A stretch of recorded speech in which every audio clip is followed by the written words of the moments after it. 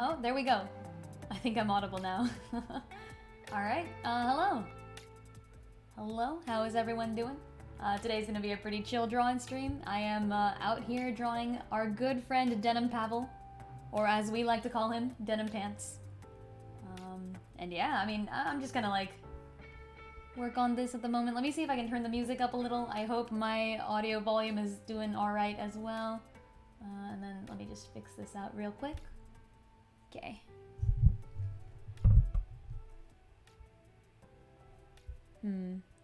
Might be a bit too quiet. Let me turn this up a bit. Hold on.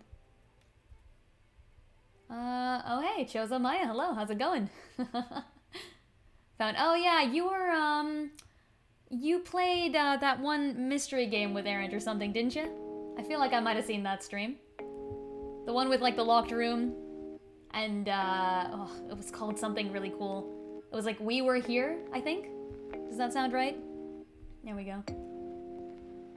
Yeah, that's the one. How did that end? How did that end? I caught, like, the beginning of it. Something about locked rooms and levers and stuff. It looked pretty cool, actually. But yeah, thanks for the follow. I appreciate it. Usually I play strategy games. Every now and then I tend to draw.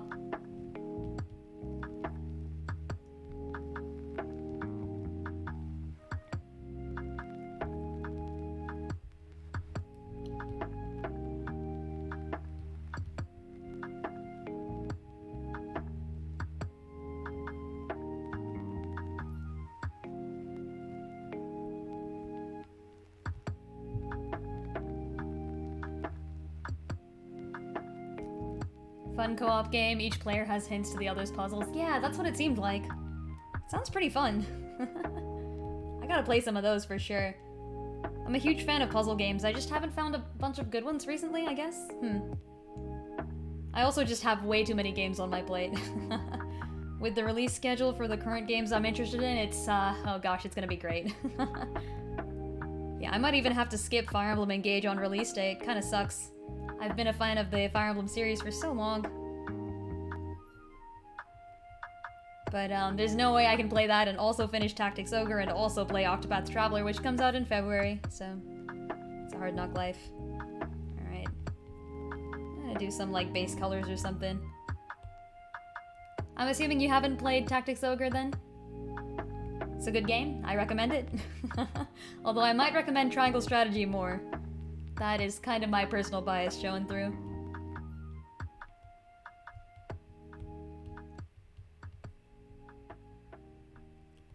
Both are good games, though. If anyone at all is interested in either of them, highly recommend both. At this point, I'm just shilling for Square Enix. They should start paying me for all this free advertisement. I'm kidding, I'm kidding.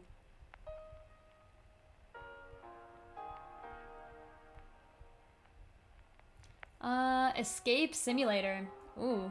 It's got workshop support and has a lot of great player rooms. Oh, is it like the sort of Mario Maker thing where you can kind of just create your own escape room? Is that how that works? Like, I'm assuming it's a platform for other people to make escape rooms on? If so, that sounds awesome.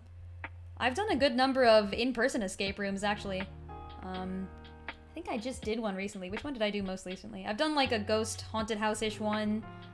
I've done a real-life escape room where you have to, There's like 2 separate, factions, so you split your group in 2. And then you compete to see who can become the mafia boss of underground China. It was really cool. Like, all the puzzles related to, like, either, like, mafia-type things or, like, ancient-type things. It was pretty awesome. Shaw below, how's it going? Mission success, you've managed to make yourself less popular in school. Oh, shit. Task failed successfully is what I'm assuming here. Also, Sylph, hello, how's it going? Today we are drawing our good friend Denam Pants, as you can see. Did you know that Denam Pants' hair color changes in all of the official artworks? It kind of sucks. Yeah, no Dust today. Dust is, she's moved in, but her stuff still isn't set up. Yeah, it's been like a whole thing, I think. She said the move went better than she expected, though, so that's good at least. Yeah, of course I checked in with Dust. It depends on what pants he's wearing. Oh shit, you're right. Yeah, it's a good game. I am enjoying Tactics Ogre, but I am still a tri-strat freaking, I'm a shill for tri-strat. Triangle strategy is so good. Chozo Maya, I highly recommend it. I mean, I guess, I don't know if you're into strategy games at all, actually. I'm not familiar with what you usually stream. What is it that you stream usually? You're gonna have to tell me. Are those Denam? Yes, exactly. Okay, I'm glad that that was, I'm glad that that was evident. I was indeed drawing the quote. I was actually gonna explain it later, but you caught it right away. Here, this is the quote from the game. Frick, this is bad handwriting pen. Let's get a good handwriting pen. Too thin. Maybe one step up would be nicer. There we go.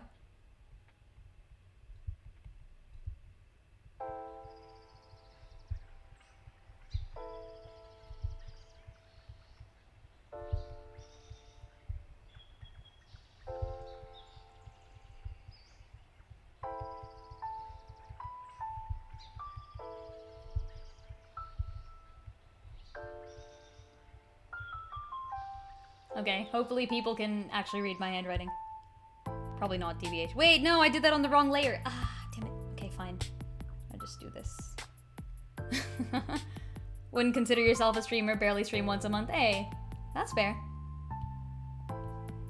I mean, if you've streamed like once at all in your life, I would consider a streamer. Like, I'm not, I ain't about to gatekeep streaming, man. Consider yourself whatever you feel like to everyone, I'm saying.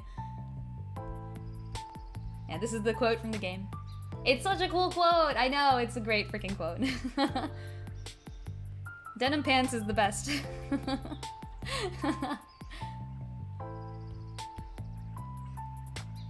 Alright, I actually need to look up what Denam's hairstyle looks like. I sent myself the reference picture so that I will not get spoiled any further. Being a professional lurker is highly admirable, actually. Top tier. Wait, also Shop, how, you have to update us. You can't just tell us that you made yourself less popular in school and then leave us in the lurch like that. Hold on. I'm sure you're still fine. Wishing you the best. Yeah, please, push the spoilers out of my head. This happened to me back when I played Fire Emblem Path of Radiance to Radiant Dawn, and it's the exact same thing. It is the exact same freaking thing. I hate this so much. I keep getting myself spoiled for things that are like, I shouldn't even be figuring out this stuff until like a game and a half in advance, and I just still spoil myself for it somehow. Open image and new tab, there we go. Oh, that is a tiny ass image of Denam. Whatever, it'll have to do. Yeah, Denam's professional power is being able to change his hair color. Unfortunately, Vice can do the same thing, so it isn't just a good guy thing. Maybe it's a Village of Goliath thing. Maybe maybe all the people from Goliath can just casually change their hair colors when necessary. Hey, peace out indeed. And thanks for the lurk. I appreciate. Good luck with your chores.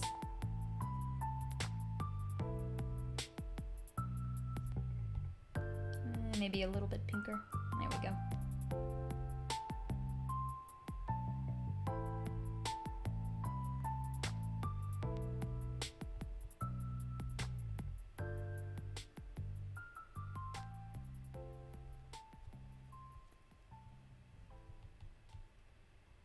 There are indeed some hair color shenanigans going on in the entire... I don't even know why.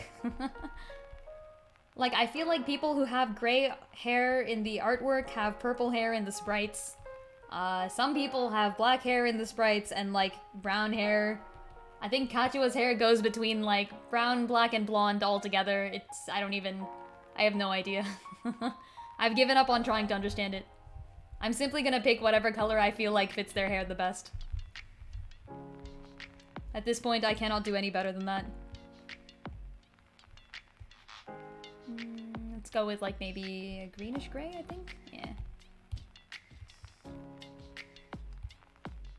That'll have to do. And then we'll toss, like... Latte, hello! Wait, Cyrus is coming out? No, really? No way. Is that a rumor? That's a rumor. That can't be true. I would have heard. Someone would have told me. Certain people would have informed me if this was the case. The trailer's out? No way! Okay, well, apparently Cyrus is coming out. Oh my god. I might need to draw Cyrus. No rumor? Oh my god, that's awesome. Alright, well, I know what I'll be doing. That's Wednesday, right? Is he coming out on Wednesday? Heck yeah, I'm so excited. Oh my god. If he's coming out on Wednesday, then oh, okay, all right. Well, I know what I know what my Wednesday stream's gonna be. Probably also gonna have the Bestower of Power Chapter 2, I'm assuming.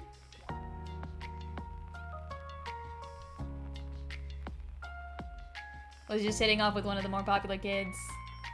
Okay.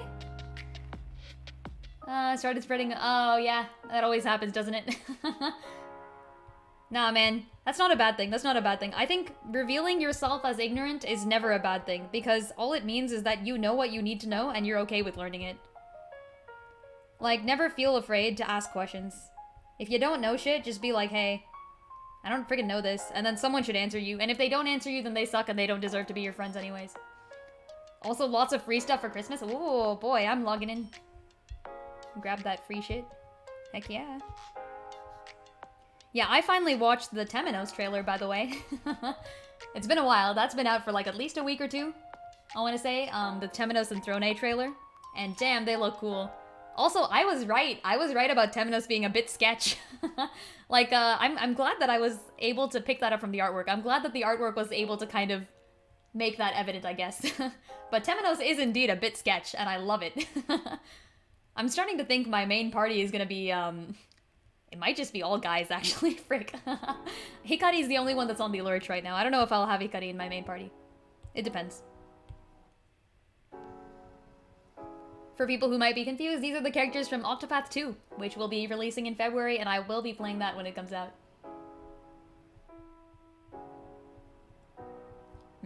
Maybe a bit more. Yeah, I'm gonna have to pick one of the girls, I guess. So far, Castille really strikes my fancy, but I don't know enough about her.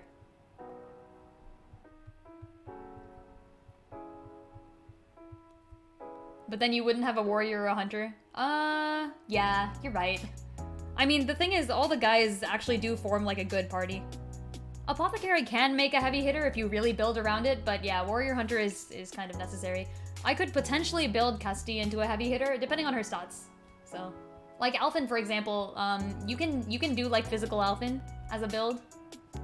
You just need to like reclass it to something very physical, I guess. And then, I mean, even in Octopath 1, it was all about the like items, really. So in this game, if it's all about the items, then technically it won't matter as much. But yeah. Definitely not off.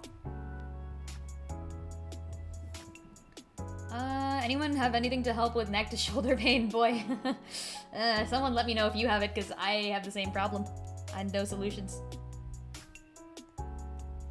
Alright, gonna go with some silver.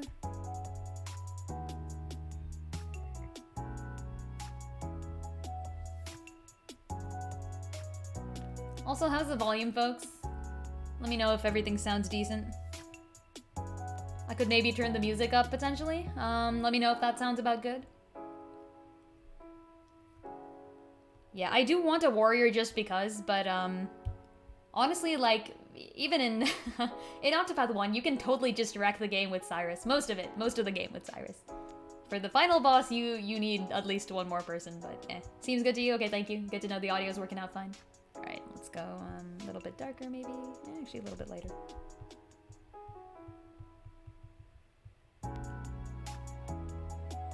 Likely from tight muscles. Yeah, just...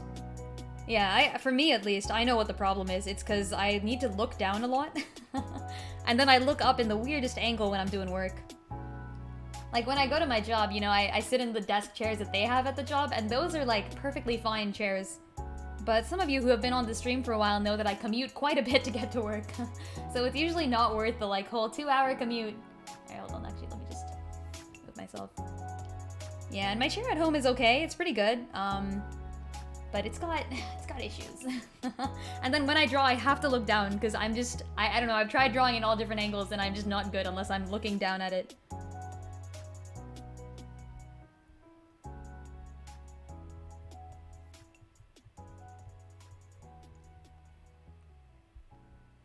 I recommend doing, like, exercises of some sort at least. That's been helping me out for a bit.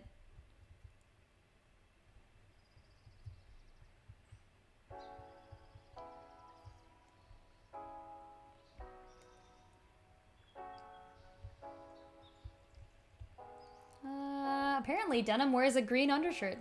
Huh, who would have guessed it? He's got a good color scheme, I have to say. I really like this. I think this will, like, kind of pair well with the red of the blood. And of the flowers. I'll be coloring those red too, probably. Depending. Oh, also, I do want to say, as in all drawing streams, everyone is completely welcome to draw along. Pick up whatever you've been working on or whatever you feel like working on and do your best. And if you don't feel like doing it, also completely fine. No problem at all. Aaron hello, how's it going?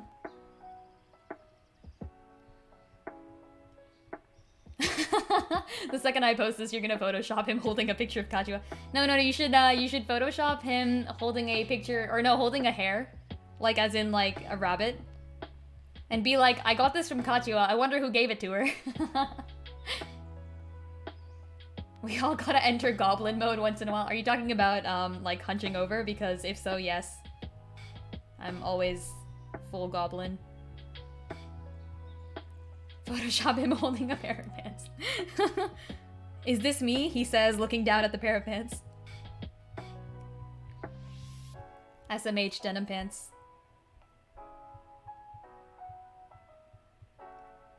He doesn't even wear denim. Absolute shame. Although, to be fair, I guess most fantasy characters don't really wear denim.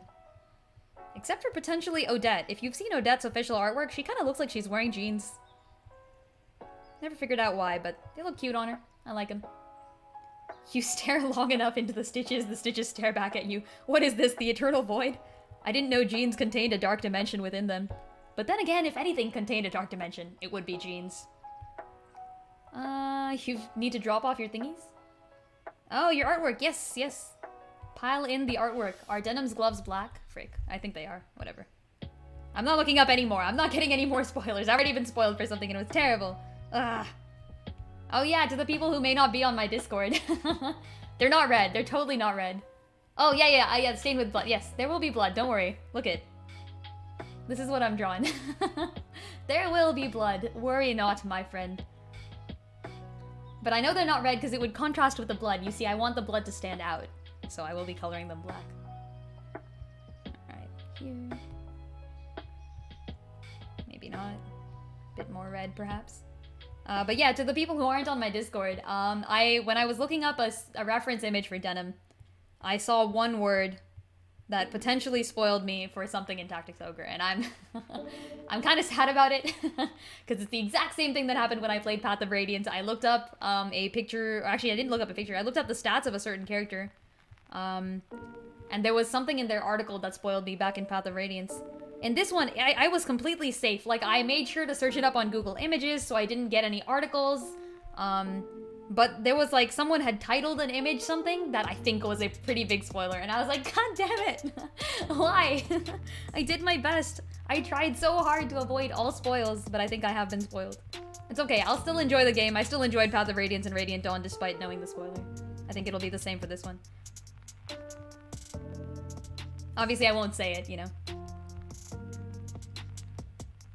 Alright.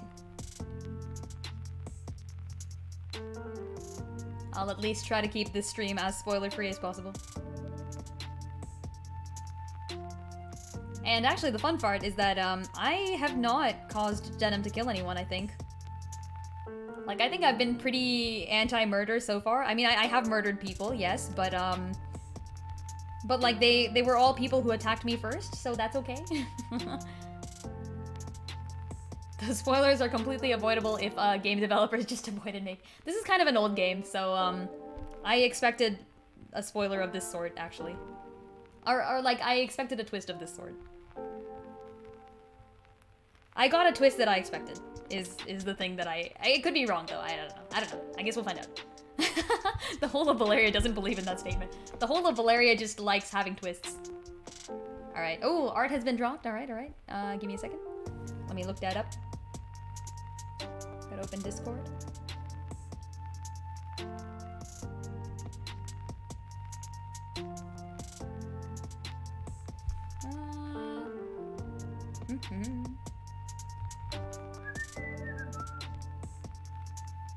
Oh. Ooh. Oh, this is nice. I like this. That's great. Who is this character? Is this also a Dark Souls thing? I don't know enough about Dark Souls. I have no idea.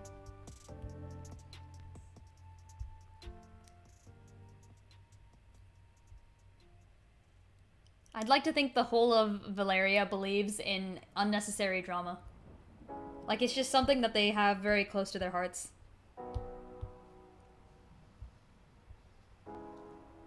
It'd be a Dark Souls thing? Nice.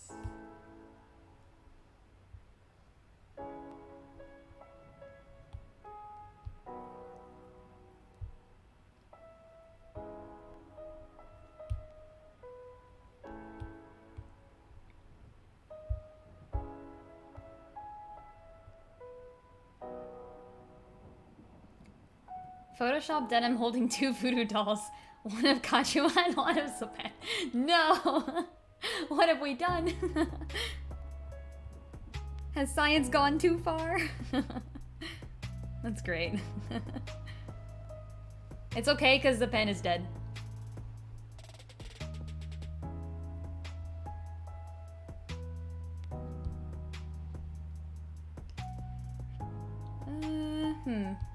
Shouldn't be redder, it should be bluer. That ain't right.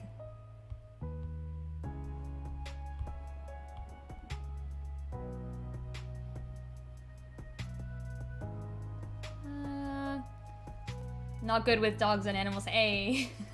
Same. How to draw animal. I have no idea. I simply avoid it.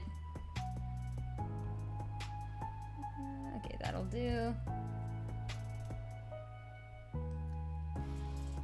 Zapan lives on in our hearts, does he really though? Zapan probably escaped, just like he escaped twice in a row when we tried to kill him. The guy was good at one thing and that's running.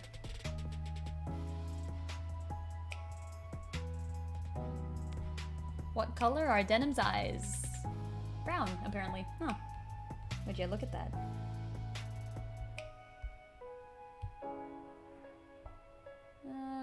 Okay. Maybe like a light brownish color? Go like hazel on this.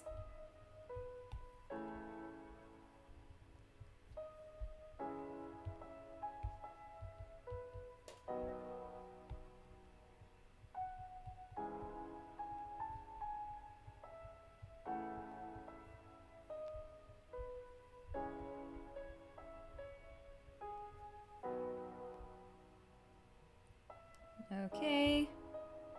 Now what?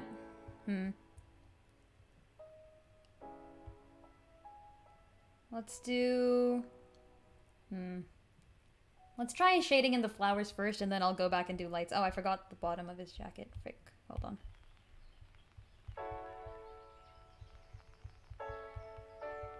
Okay, there we go. Is the anatomy on that dude halfway decent? Let me take another look.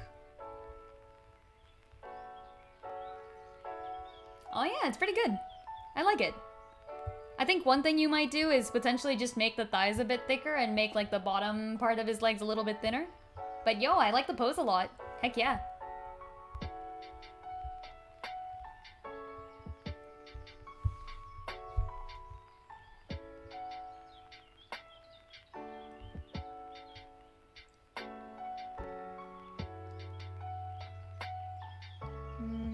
Yeah, let's do red.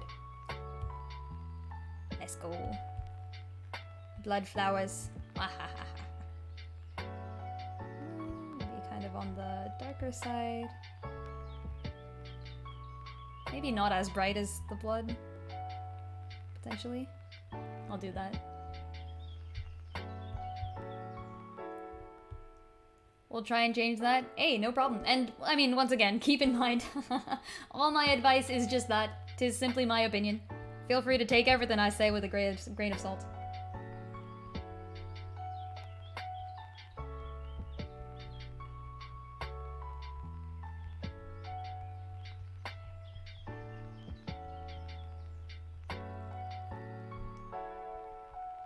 Oh, and by the way, same offer is open here. I am always down for feedback. So if anyone here sees any of my drawings, like even stuff I've already posted, and just be like, hey, I think X looks a little bit like Y, you know, those are variables, you can fit anything there. Yeah, feel free to do it. I don't mind at all. I love hearing feedback. As long as it's constructive criticism, I am always completely fine with it. If you want to just insult me for no reason, then yeah, don't do that. But I trust that most of you have good intentions. Try and redraw him digitally? Ooh, I'm looking forward to that.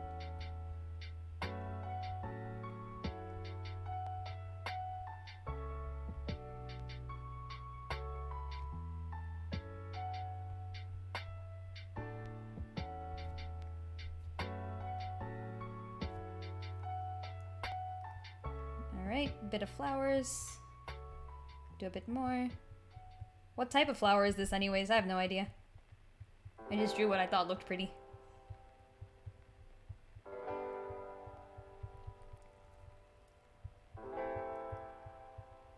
You know the best part? Denam actually has a Christmas theme going on like this. He's got green, red, and white. Merry Christmas. From Denam Pants to everyone else. Didn't you know Tactics Ogre is all about that Christmas spirit? The good old Christmas cheer of murder and suspicion.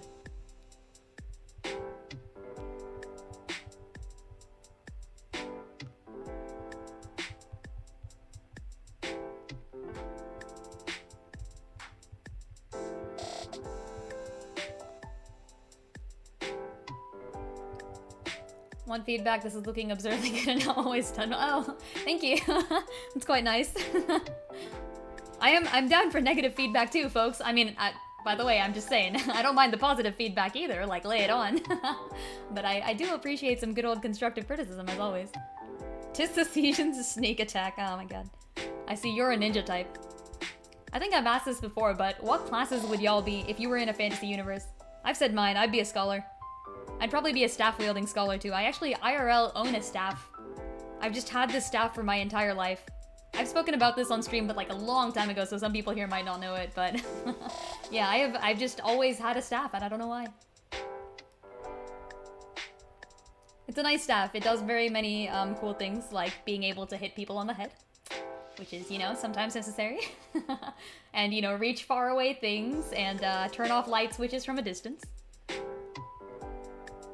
Happy Tuesday, Banana Guy Bob. How's it going?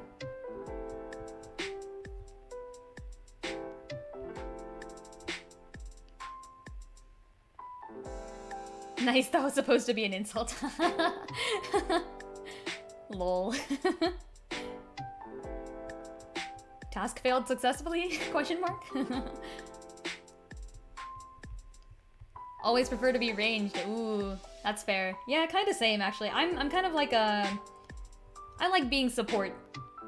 Because support units are usually the strategists, you know? That's the fun part. I'm no good as a melee frontliner. I'd be like, I'd freaking get destroyed. I'd be a terrible tank. I might be an okay AD carry, but only on the magic side. Definitely not on the real side. I can. Would be a support tank paladin. Oh yeah, that could work, yeah. Like D&D clerics are just super tanky. And they also heal, so they're technically support too. That could happen.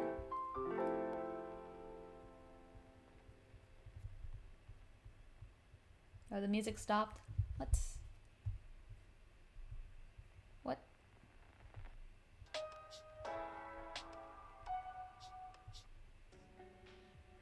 How about this? No?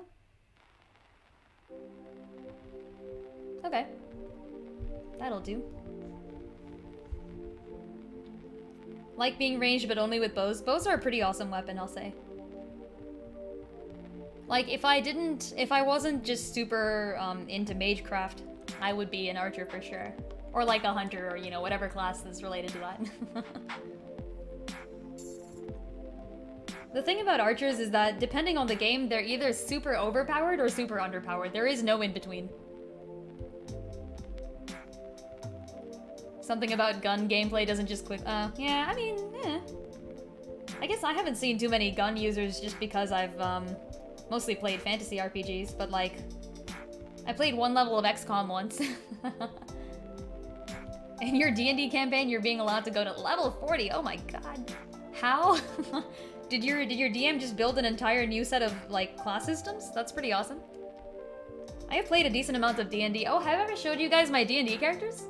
Yo, okay, wait. I did, like, quick sketches on some of my D&D characters. Let me do that. Here. Oh, frick. Let me just pause this real quick so it doesn't murder itself. Ah. Alright. Give me a moment. Bam.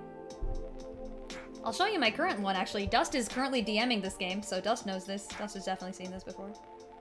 Let me pull it up real fast.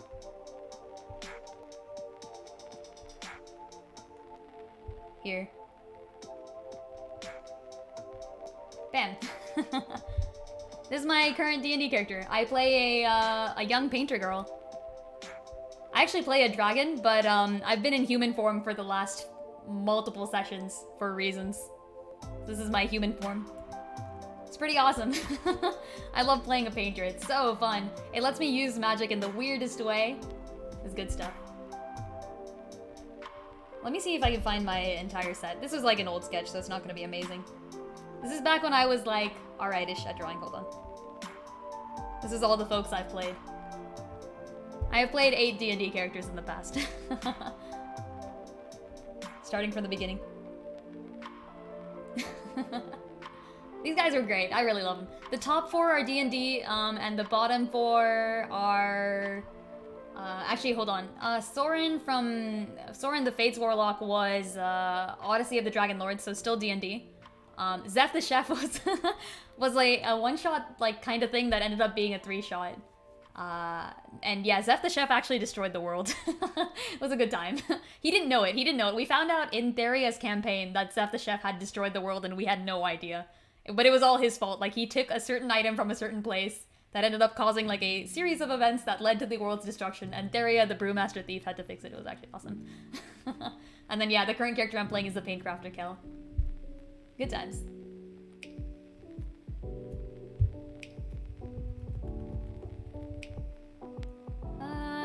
Let's go.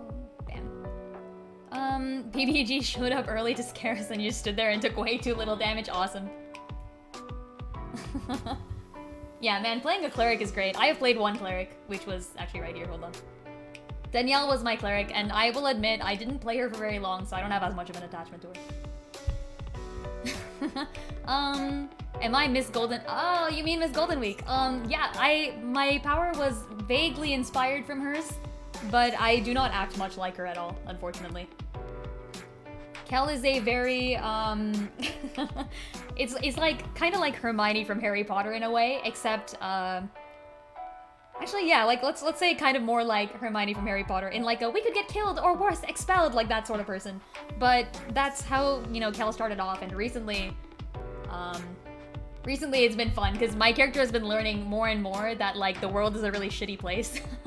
And the entire party is just getting, like, we're just all becoming worse people. It's kind of great. Usually in a D&D character arc, you have your characters who, like, start off kind of, like, very selfish. Like, my thief character started off super selfish. Theria was the thief. She was, like, an apothecary that got caught for tax evasion and sent to jail. And they're sending her out on this mission and, like, hey, you better not screw up, because, we don't actually care about this mission, but, like, we need someone to go and represent our, like, small city-state. And you're gonna have to be the one because we don't care about you. And she's like, alright. So she went on the mission and slowly learned to care about people and make friends and, like, you know, do good things for the world. On the way, I may have caused a genocide, but that is okay and it got fixed. But yeah, my current character started off, like, very rule-following, like, try not to get caught when you do things wrong, I guess, but, like, try not to break the rules at all. And then has slowly learned to, like, throw caution to the wind and steal shit and things, because, like, the world has become a very dark place, and we need to do everything we can to survive. It's pretty awesome. You can blame Dust for that character transformation, because Dust has just made the world such a dark and crazy place. I love it. Learn the power of plant growth and may have accidentally destroyed a city. Yeah, when I was Theria, Dust can tell you about this because Dust was playing another character in the campaign. When I was Theria, I accidentally messed with gravity in a way I really shouldn't have, and caused, like, a mass genocide.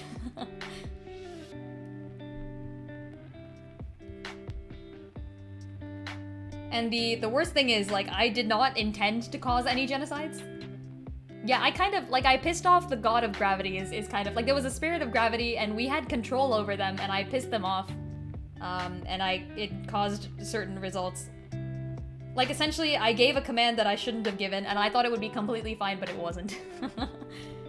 And the worst thing is, I didn't just indiscriminately kill anyone with that command either, because I killed people. So essentially, okay, here's what I did. I was talking to the god of gravity, and I was trying to prove in my hubris that I was, like... so we had control of the god of gravity, and I was trying to prove in my hubris that I knew how to use gravity, and the god had said something like, "You foolish mortals who don't have knowledge of science and simply believe in magic do not know anything of gravity, and you cannot use me properly." And I was like, yeah, I can.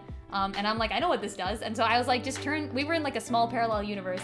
So I said, turn gravity in this room upside... Or I didn't say in this room, that's the problem. I said, turn gravity upside down for, like, a minute. And yeah, so the thing is, I didn't say in this room. And then I rolled a nat one. So the god kind of, like... destroyed, like, essentially everything in the entire world got flipped upside down for a full minute. Like, people were in free fall upwards for a full minute and then crashed down to the ground. And in that game, Theria is like a bird person. Like, as in I had wings and shit. So I actually could, I could have survived, and I did. I was fine. Like, I mean, I was in my little room, actually, so, like, I was fine, and I thought it only affected the little room. I didn't know anything was happening outside the small parallel universe. But outside, essentially most people in the world who weren't, like, inside a room kind of died. And then, like, all the people of my race, though, all the bird people were completely fine because they just flew upside down and then, like, flopped back around, and they were like, what the frick just happened? But none of my people got hurt. Most of the other races got hurt. So this was a very bad move for me, specifically. Yeah, at least I didn't make a black hole. Like, I had good intentions. I didn't intend to, like, murder anything. It's okay, we brought everyone back to life, and I, like, apologized profusely, and I kind of, I became a lesson on, like, I guess, mortals. I became a lesson on mortals. Like, why to trust mortals and why not to trust mortals, and, like, mortals kind of owning up to their mistakes and stuff. It was part of my character arc in the end, so it was fun. Would expect nothing less from the— Excuse me? I didn't kill anyone!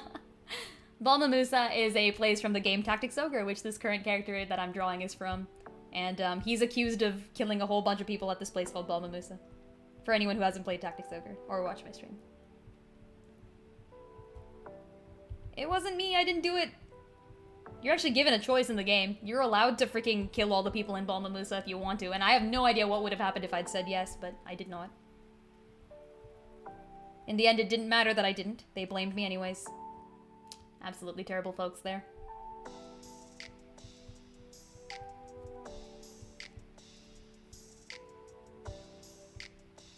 Messing with gravity can get quite silly.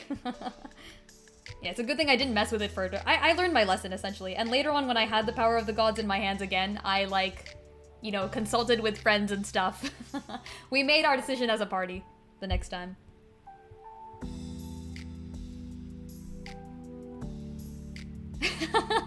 Temporarily killed for legal reasons. It's fine, it's fine. It all ended up fine. It was very much not fine in the moment, but it was fine. To be fair to me, also, at that point, we were already dealing with the apocalypse, so, like, people were dying already. It wasn't just me who was killing people. Like, I assumed the world being flipped for a minute was quite bad, but there was also a deathly god of chaos wreaking havoc on the entire world. So, like, that was happening in conjunction with the events that I caused. Like, we knew that, actually. That's why we were talking with the specific gods that we had gained control over. We were trying to stop that apocalypse, and I kind of caused a smaller, greater one.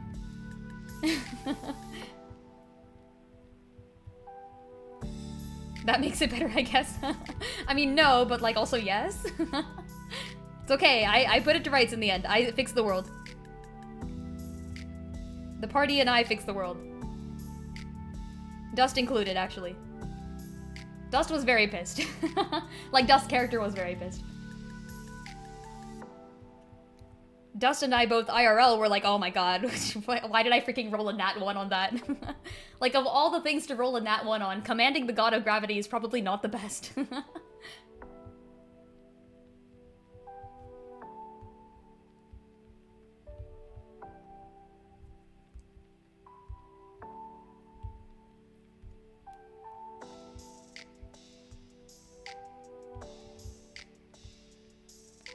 Currently wondering how one would even get into that situation in the first place. It was actually really interesting. This was a campaign run by a friend of ours named Ari, who I think I've mentioned on stream before. But yeah, the situation was that we started off on like a small mission. We knew that our world was currently in danger. Oh, this has to go on top, hold on. We knew that our world was currently in danger, not necessarily even our world, actually. The island that we lived on was in danger. Because it was slowly sinking under the ocean, and we had no idea why. And all our specific peoples had kind of sent us on this mission. So we had like a bard from like a coastal town, like the coastal country of humans. And the bard was like super patriotic, and he was like, yeah, I'm gonna go out there and find a new land for my people. And I was a, Ari is the codename. That's not their real name. Ari is actually the name of the character they currently play in a campaign. So yeah. Yeah, everyone has code names. Some of them are more realistic than others.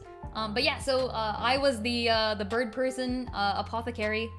I had ditched my family's merchant business to become an underground doctor. I had done my best as an apothecary for a while, until I got caught for tax evasion because I hate paying money to governments. So they put me in jail. But then, you know, when the people of the coastline contacted the bird folks and said like, hey, we need somebody to go look for more land, the bird folks who live in the mountains and can fly didn't really care much about the island sinking, but they were like, fine, I guess we have to send someone. So they sent me. And then they hold like my sister as like a hostage. They're like, alright, if you screw up, we're gonna kill you. Also, we're putting like an ankle bracelet on you. We're gonna like freaking make sure you end up here and stuff. And I was told that the guy who ratted me out in the first place for tax fraud was one of the people who had pushed to send me on this mission, so I was like, ah, frick, I want to kill him too. But yeah, I slowly became a better person. Oh, and then, I forgot to describe Dust's character. Dust may have talked about her character before, but I'm not sure. Dust played a halfling from the forest, who was actually a friend of Zeph the Chef, and took part in the events in which Zeph the Chef destroyed this world on accident. But yeah, like a super, like, really, like, cute, nice halfling from the forest. Kind of shy, very, very forthright. Maybe not even as shy, actually. Just, like, extremely, like, does what they want type of person. But, like, in the most, like...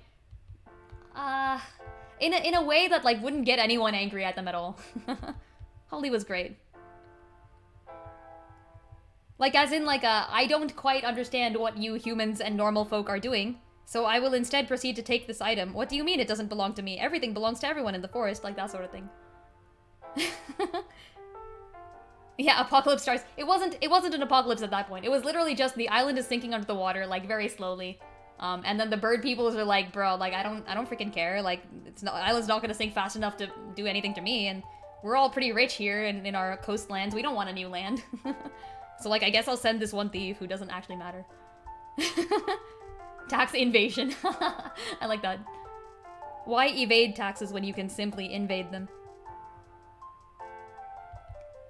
Yeah, point stands, definitely. We share everything in the forest except those berries. Those are mine. Lol.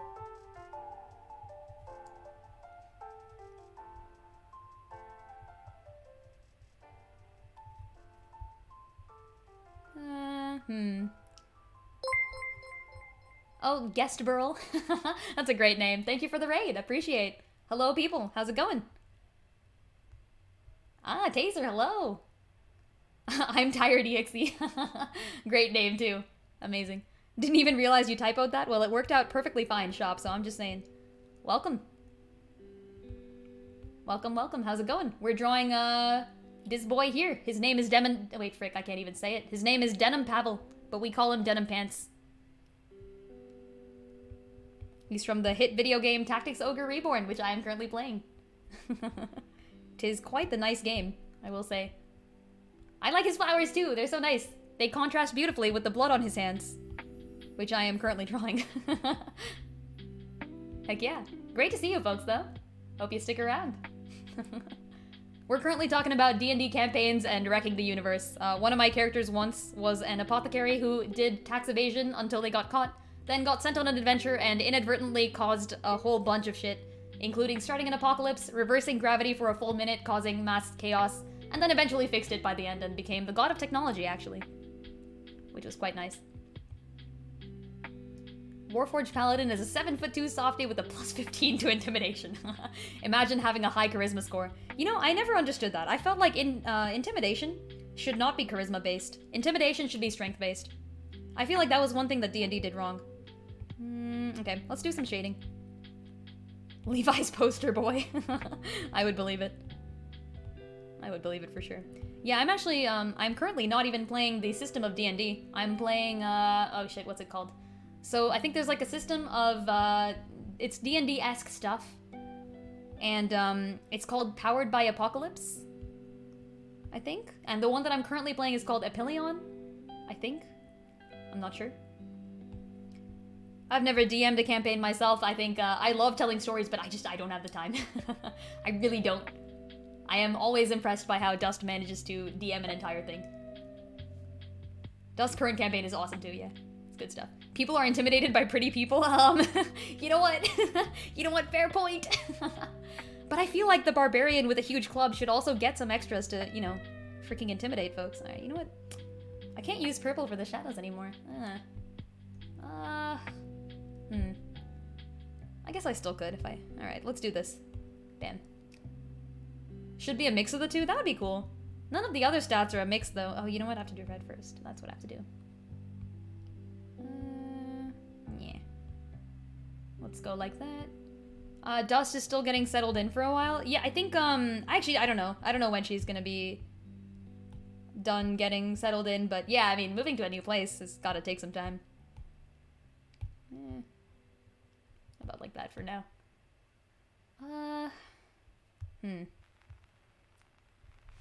Oh, maybe I should switch this.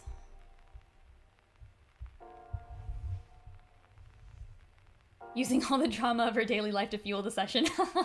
Expect the next ones to be about moving. That'd be hilarious.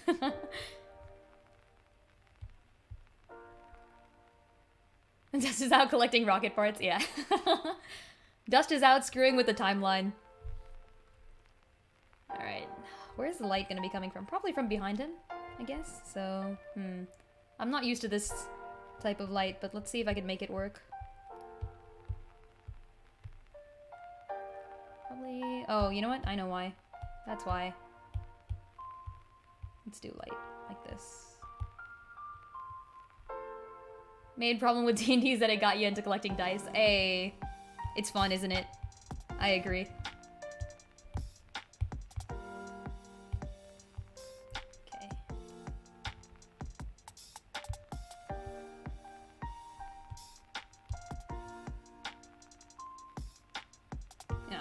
Okay, alright, never mind. Don't you hate it when you lower the background value and find out that you still need to fix your coloring up? Yeah, let's do that.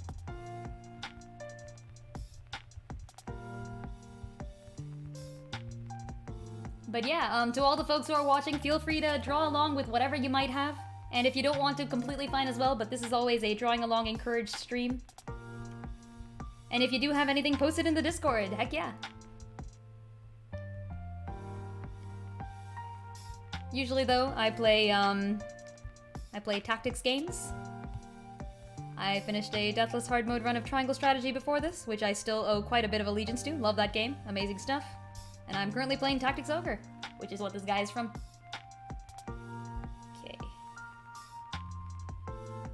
Apocalypse uses D6s. Yeah, it does. So a lot less dice to find and collect. It's just D6s the whole way through. The thing I like better about Powered by Apocalypse, though, is that it places more emphasis on the story, kind of. I mean, like, you know me, I'm all about I'm all about the tactics game part, but I do like the emphasis on story you get from those games. Powered by Apocalypse ones, I mean. Okay. There we go. Let's, I kind of want to darken this whole thing.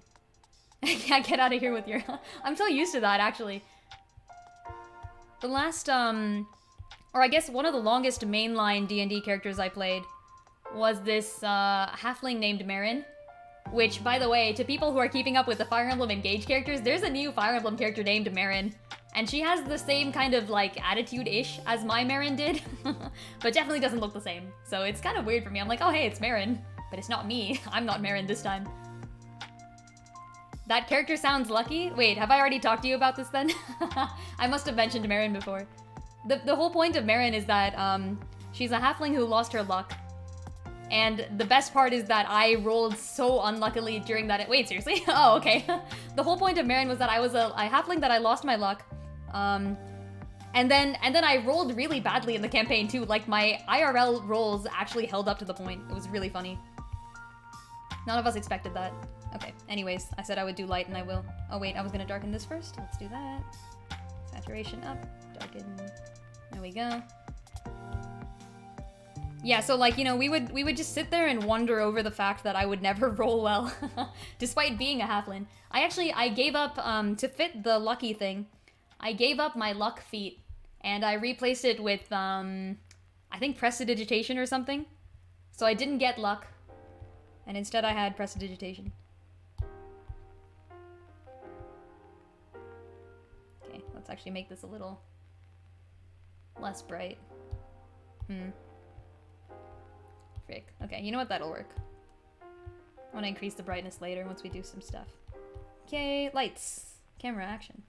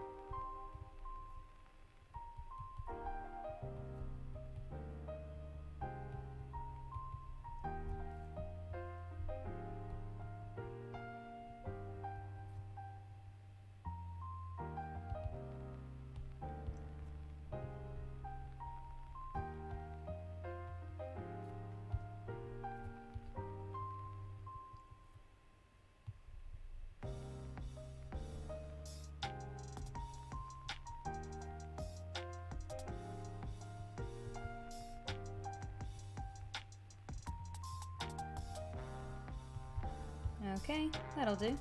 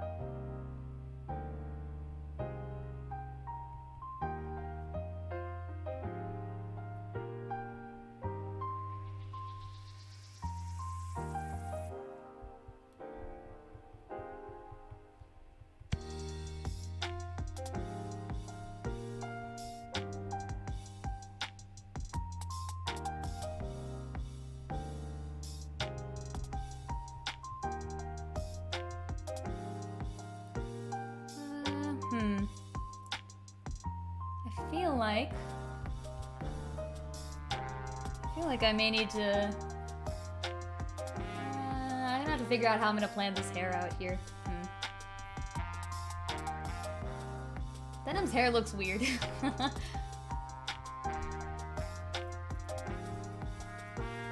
guess it kind of goes like it's got like these weird like spikes in it almost. I'm not sure what way they're supposed to go, but I'm gonna assume they go like this. So, you know, close enough.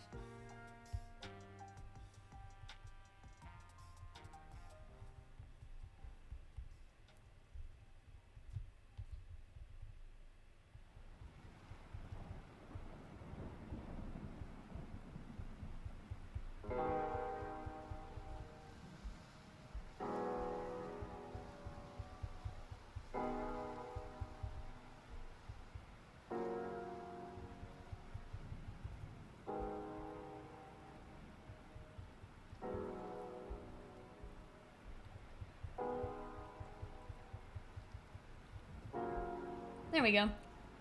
A.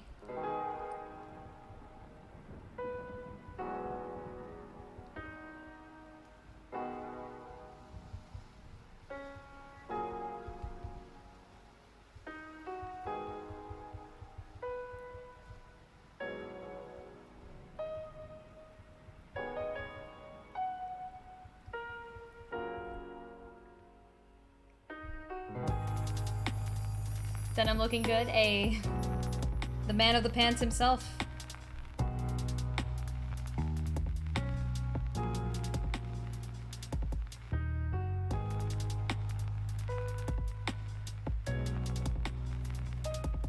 Yeah, thanks though. Feel free to let me know, by the way. I think I said this earlier too, but do let me know if you feel like, hey, you know, X part of X character looks kind of weird or something, like, I don't know. His face looks too long, or I don't know, whatever you feel like. If you've got constructive criticism, I'm always all for it.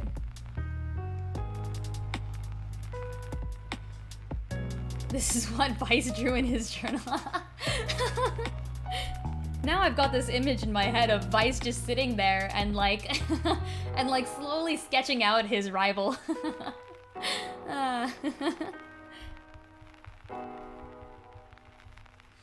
Like, Vice is just furiously, actually, not even slowly, like, just straight up scribbling. He's like, ah, screw you, Denam. I can't believe Kachua gave you my rabbit. Something like this, maybe. Leave for 5 minutes and Denam's sex appeal has gone up. I'm glad I've been successful. The Vice X Denam shippers will appear. As long as the Kachua X Denam shippers don't appear, I'm okay. Hey, listen, I'm as much of a fan as the next person as enemies to lovers, but, his glove is a bit too puffy at the bottom. You mean like this one? Yeah, good point. Let's fix that.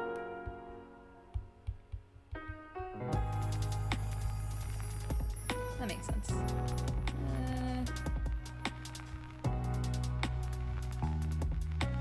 Something like this, and then let's fill in this glove.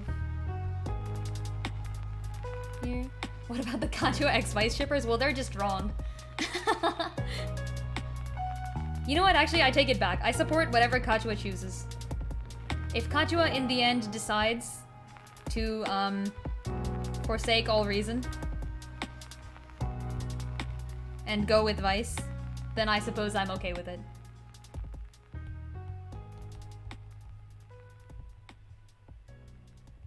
Wait, what?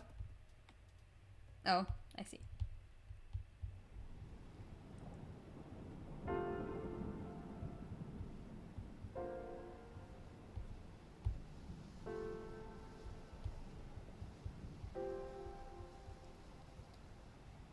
She started hanging around Vice to get back at Denam for abandoning her. Oh no. You know what? I'd actually believe that. If we hadn't seen Vice recently, I would believe that. Kachua and Hector. Oh, so you mean we go off and kill Hector's wife? What's her name? It's not Moldova, but I think it sounded like that. Maybe it is Moldova. It's like, it can't actually be right, like the country or anything. I don't actually remember. It was actually Moldova. It was Moltuga. Press X to doubt.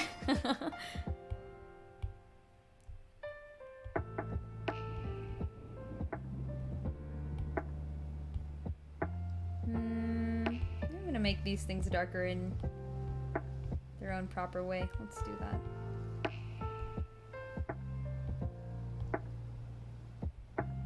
Yeah, so like imagine going off and killing Moldova for the express purpose of shipping Hector with someone else. And that someone else ends up being the sister of the guy who first of all killed the wife to begin with. Or fiance, I think, yeah. I think Moldova and Hector weren't married. Unless you mean Fire Emblem Hector, in which case anyone, absolutely almost anyone, can be shipped with Fire Emblem Hector and still succeed, because like, Fire Emblem Hector is a freaking paragon of everything.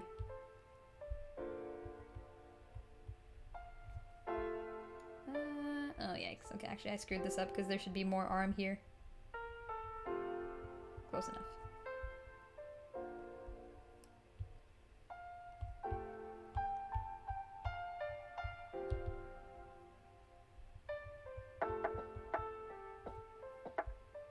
Hector attack, Hector protect.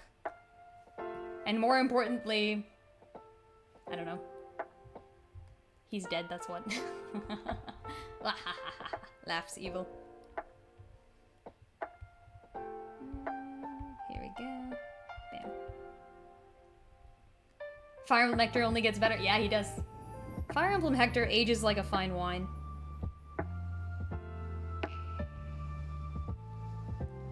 If we're mixing in with Effie, then Ike and Zabos. Oh my god. Oh my god. What have we done? So confused by all the shipping? A. Do not worry, friend. We are simply, we're actually just screwing around. All of these ships are completely not they're gonna sink immediately. Worth it to get a tablet mainly to draw? Huh. I guess it depends. Tablets cost a lot, you know? That is the thing. Tablets cost quite a bit. So if you have the capacity, capability, whatever, if you have the capability of buying a tablet, then I highly recommend an iPad. They're just really, really good for drawing. But if you don't have that at the moment, then don't feel like you need it. You can also get some pretty cheap Wacom tablets that are really good. But yeah, I think the best is just straight up having an iPad. They're so useful. A lot of professionals draw with just the Wacom tablet plus something else though, so I mean, you wouldn't be alone in that case. Soren X Takoyaki. Unsinkable because Soren can stand on the octopus. Oh shit. You're right. You're right and I hate it. Okay, let's make things darker.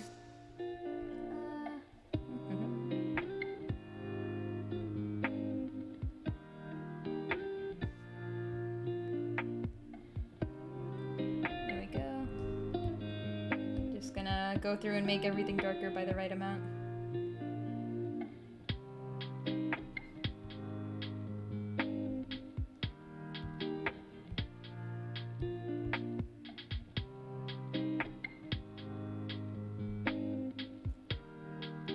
Could in theory, but it would have an impact. Yeah, that's fair. If you want to start off with a Wacom tablet and kind of work your way, that's also fine. I had a Wacom tablet as my only drawing utensil for like years. And it definitely does help. Finger on phone is quite difficult though, yeah. I mean, in short though, if you feel like you don't want to draw digitally, you can always stick to pen and paper. I mean, I've seen some really good people with pen and paper and you're doing quite well as it is, so yeah.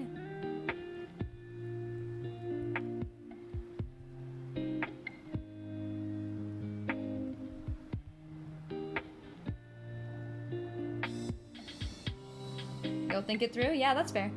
Always take your time to decide.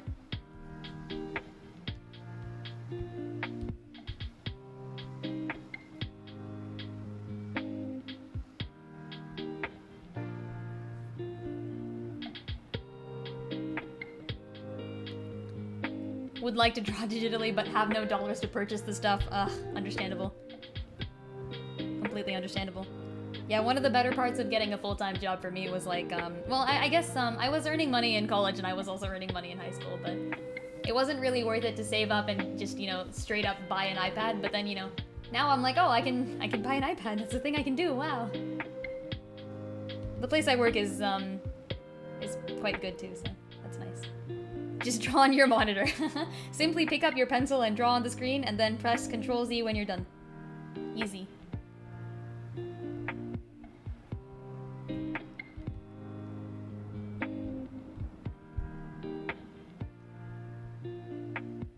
Yeah, what are you guys all up to currently? I think I know what some of you guys are up to. In terms of, like, working places and doing things. Anything fun and interesting y'all did this weekend? I asked last stream, too. Any fun plans for Christmas? I will be taking a break, next week, I think? Yeah, next week I will not be streaming. And I think also the week after that or something. So just warning you guys. I think I've warned you before. Hopefully getting an internship soon. Ooh, damn. Internship in what? What field? And also congrats. I did love the internship life when I was in it. I hope you enjoy it as well. What software do I use to draw? I used to use, back when I was on computer, I used Paint Tool. I got a free version sometime. Somewhere from online. It was actually kind of shitty though. And I learned later that all of the art was being displayed at like a lower resolution than it was actually being drawn and stuff, so don't actually recommend. But currently for the iPad, Procreate is the best. Procreate is one of the best, at least. Most people use it. Had free time this weekend, heck yeah. Always love having free time. Gonna visit family for the holidays and then spend your birthday at the Tropic Aquarium. Oh, happy early birthday. It would be for a plane wiring company. Oh shit. That's awesome. Yeah, I don't know much about mechanical things. I currently work as a machine learning researcher. So I don't know too much about the real things of the world. I did electrical engineering in college as well, but I taught like one class in it and then I kind of forgot everything.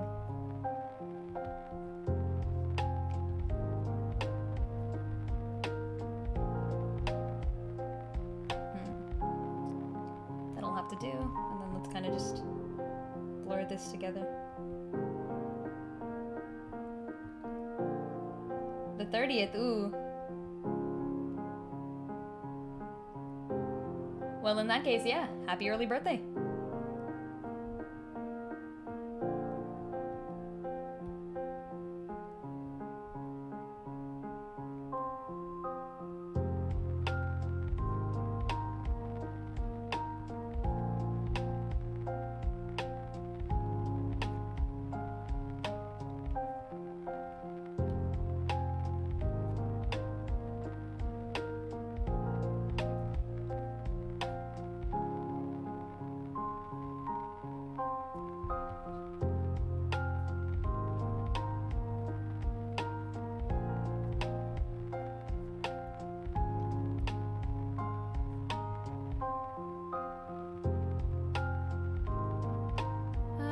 Don't know much any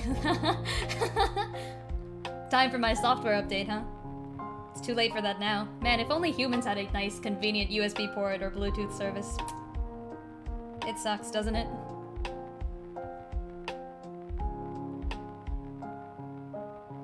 What if the software update corrupts the current save? It would never. How dare you suspect my information systems of being incapable of handling that? I am quite good at wait, frick. Maybe not. I'm at least decent at managing my memory. Although I admit is nowhere near the capabilities that a straight-up AI would have. Alas, I miss those days.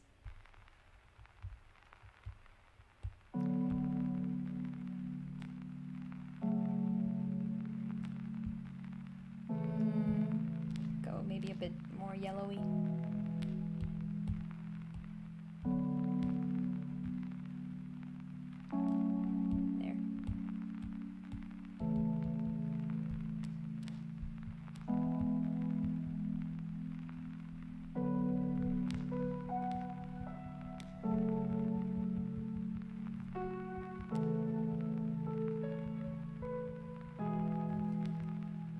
Manual or automatic memory allocation cleanup?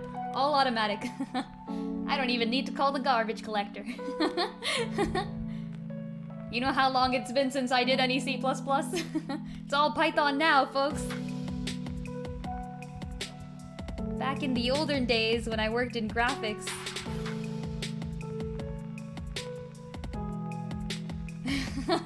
Malak! Don't forget to Malak! and Realak and Kalak. Oh man. This is good software engineering memories.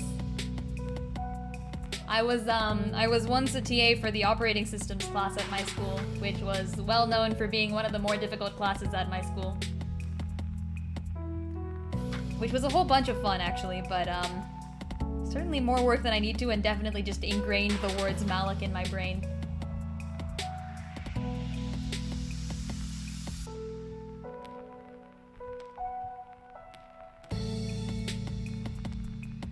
For anyone who might be confused, that's just memory allocation. It's a method. It's how you reserve a spot in the memory to put your code in. Or your number, I guess. It's not really code yet, but...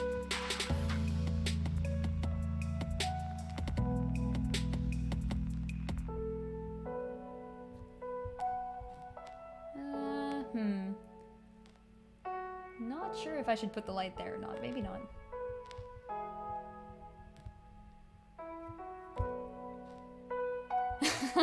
Laughs in programming newbie. Hey, don't feel like you have to understand everything, by the way. Like, I haven't thought about Malak in a long time. And I'm still doing fine.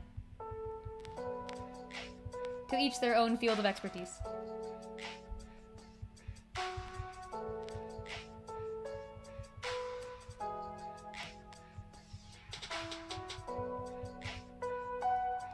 I am content now with simply understanding the basics of all those operating system things. And spending my time instead poring over Octopath Traveler 2 things. So you see where my knowledge base has shifted. Quite a bit is the answer to that. Oh, you have a test on that? A. Well then. Good luck. I wish you the best.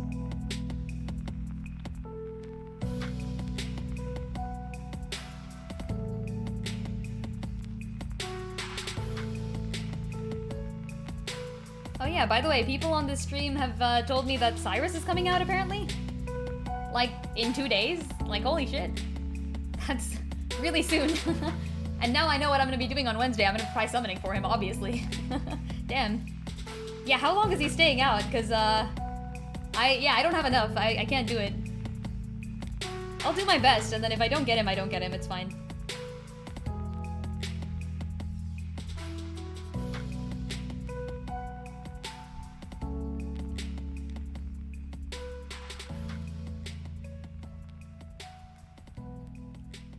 Prob 2 weeks like every character. Oh, that sucks. That's the exact 2 weeks I'll be leaving. Frick. What if his banners are paid only? I believe it will probably be a paid only step up banner, and then, like, you know, normal ones. Probably. Which I'm gonna hate, by the way, because I only have free. Oh, wait, what? He's gonna be 100 for... No, but I don't have paid rubies. Yeah, it's gonna be 100 fragments, but probably only on the paid banner.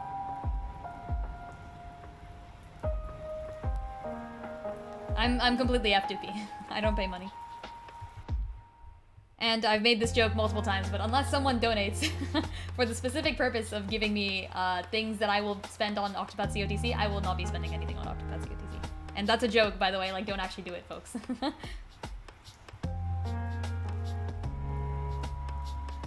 The prices in this game are so high, like, mad respect to anyone who spends on it, but I myself am content to F2P. You can pull for the regular banner. Yeah, I'll be pulling for the regular banner, but,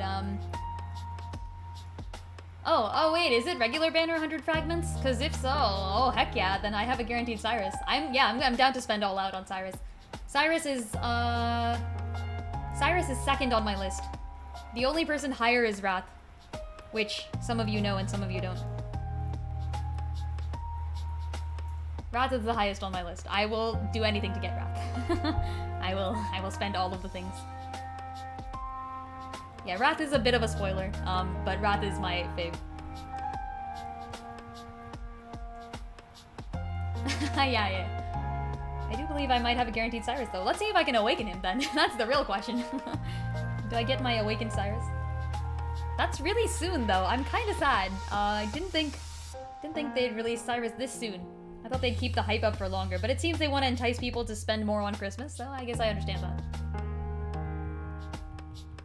Alright. Close enough. Now the shading here is gonna be harder, because I haven't done this type of thing before. I'm gonna go with red.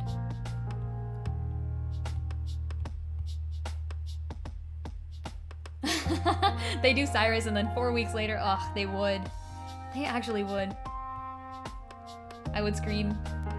But it's okay. Like, Cyrus and Wrath are both tied for first, I'll say. Like, it's not even that Cyrus is second. I really like Cyrus. I also really like Wrath, though.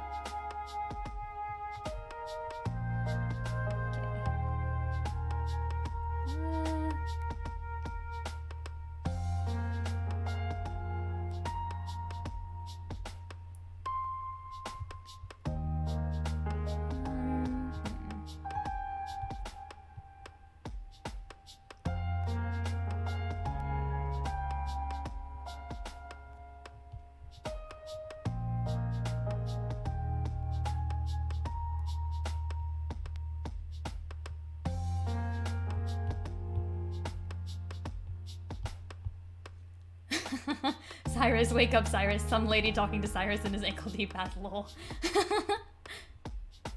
Excited for some off-banner pulls. 17 of those for free? Wait, what? We are? Amazing.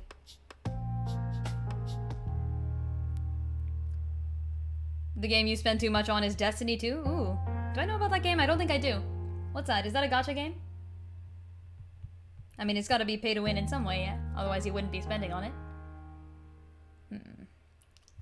Maybe... Nah, this isn't right. This isn't right at all.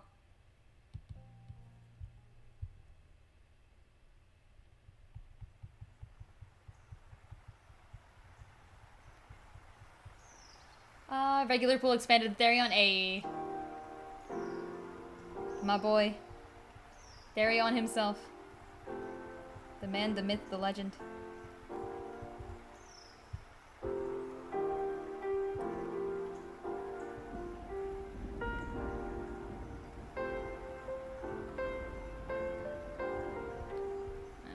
This thing keeps changing brightness too. Kinda sucks. It's an MMORPG FPS hybrid. Ooh. Very fancy. They have yearly expansions too. Wow.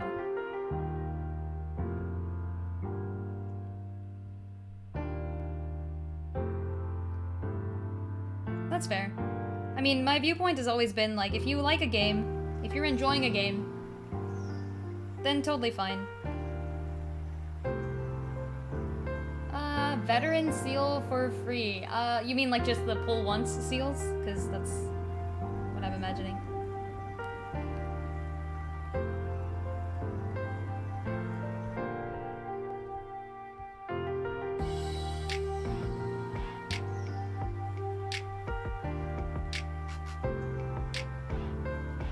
Pull once for a guaranteed 5-star? Whoa, what the? That's incredibly generous of them. Did not expect. Did not expect.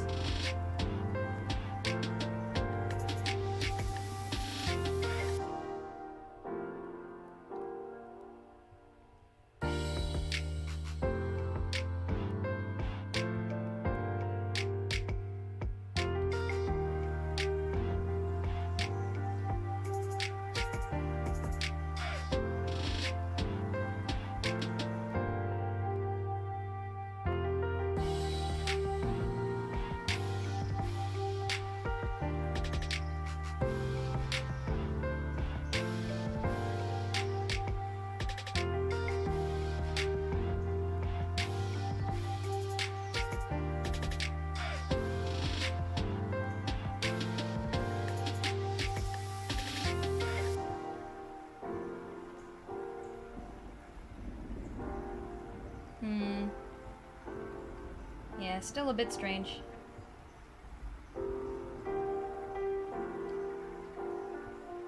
I could come back to the lighting later, maybe. I think there's something I'm missing. Maybe lights? Like straight up lights?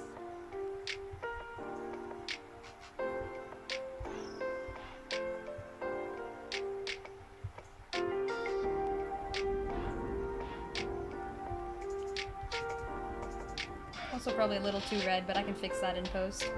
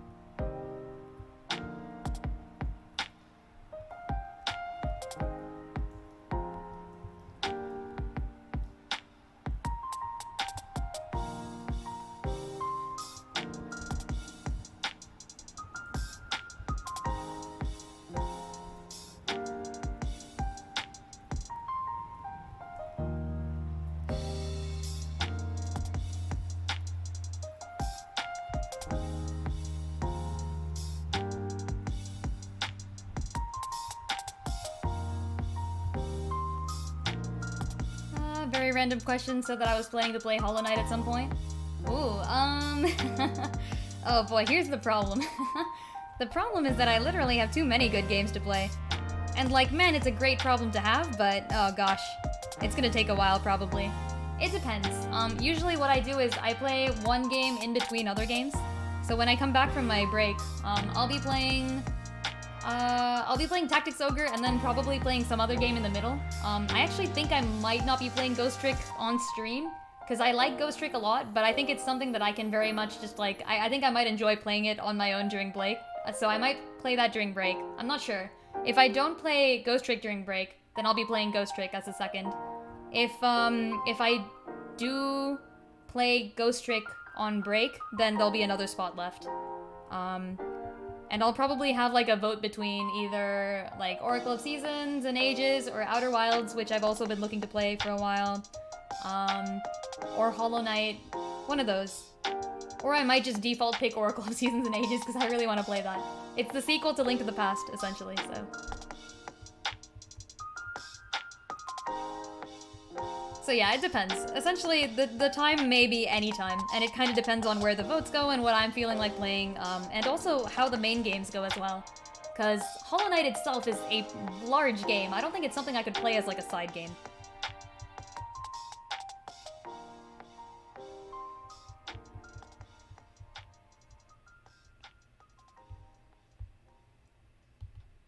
But yeah, I mean, I'm always down to hear other people's votes and such, so yeah, feel free to tell me, like, hey, I really want to see you play this game. That always does affect my viewpoint. That's why I hold the votes to begin with, actually. I always want to see what you guys are interested in seeing me play. And then, you know, if it's something I want to play, then that works out perfectly fine.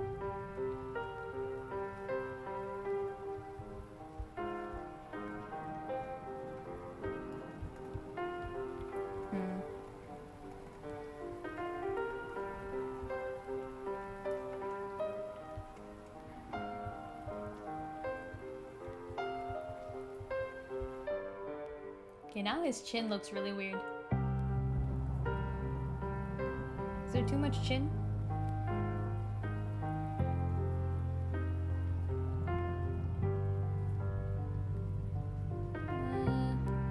Might be too much chin.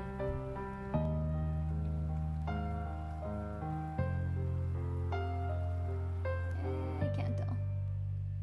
What if I make it sharper and more anime? Let's do that.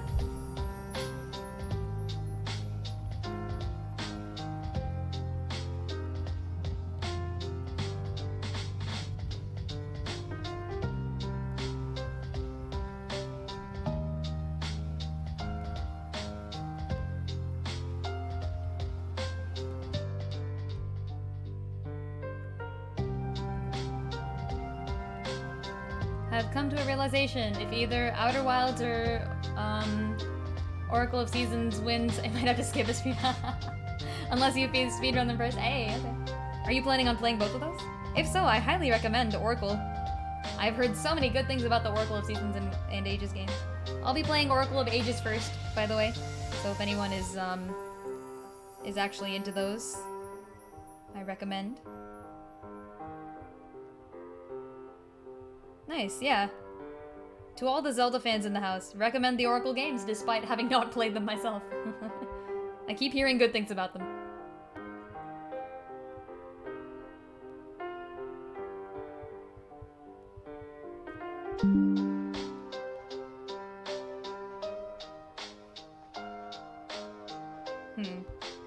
Okay, I think that looks a little bit better. Alright, let's do the rest of the shadows then. I still feel like there's something off a bit. Maybe, maybe like a... just increase the saturation or something.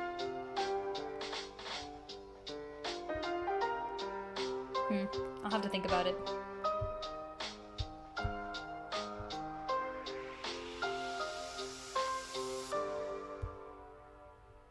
It's too red.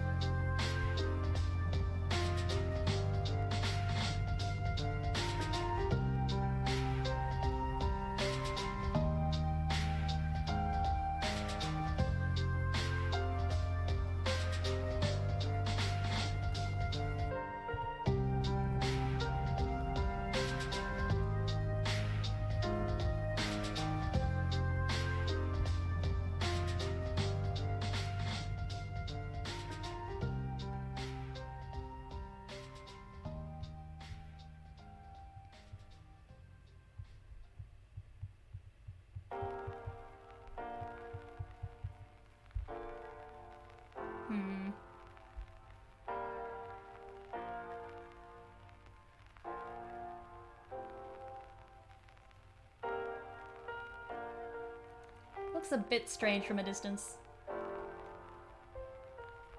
Not sure exactly what to fix though. Yeah, if anyone has any feedback, by the way, let me know. Just something like, oh hey, like this looks a bit off or whatever. Always down to hear that. I heard that Outer Wilds is one of the games that plays amazingly if you know nothing about it. Yeah, I've heard that too. I've heard that too. I want to know nothing about Outer Wilds. Do not tell me anything. I've already heard some stuff, unfortunately. I guess kind of fortunately. Like, I mean, it's a good game, and I'd love to hear more about good games in general.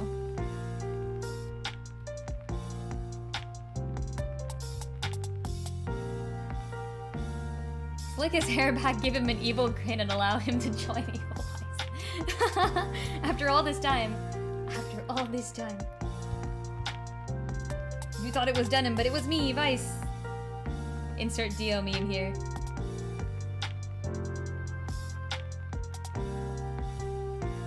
Okay, let's try the double level thing. Let's try that. I've heard good things about double level.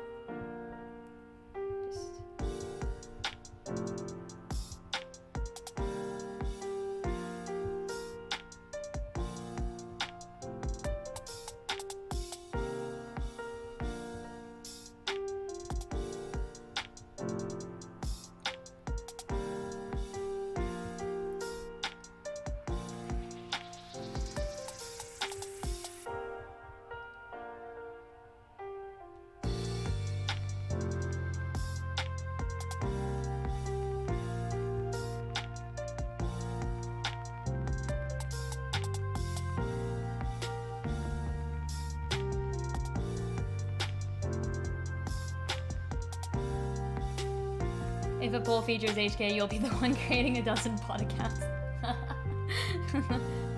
Well then, are you outing your strategy already, Shop? I see. Yeah, Errant is the one who recommended Outer Wilds, right? So I'm assuming that Errant has played it before.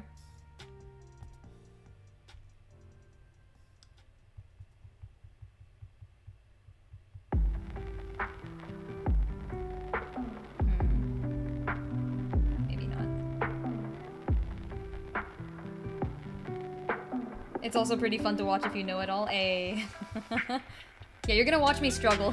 I'm gonna be stuck there in the mystery being like, what?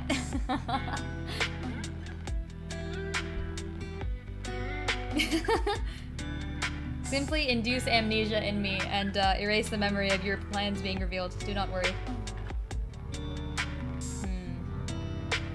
Yeah, there's gotta be a better way to add a little saturation. I'll think of it later. We'll fix that part later. I'll do the rest of the shadows first, at least those I can do.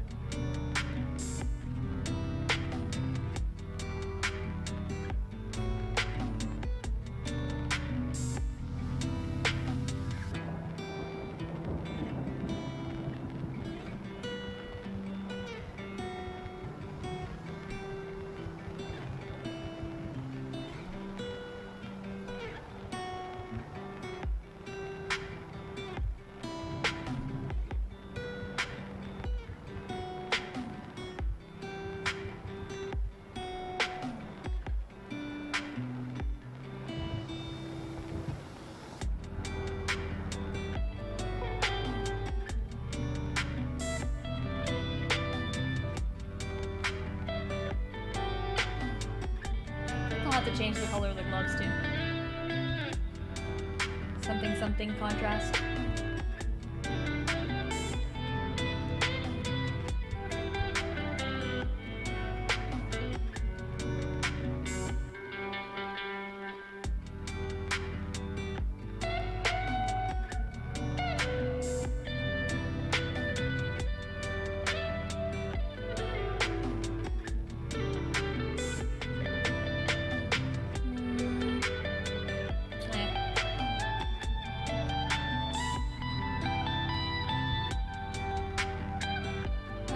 Darker though.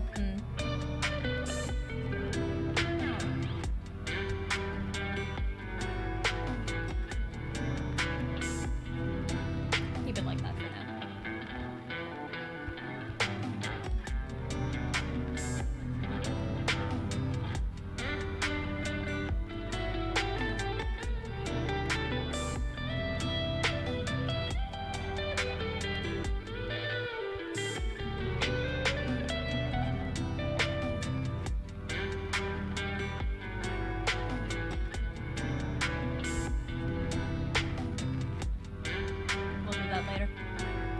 Given any more thought to Rune Fencer?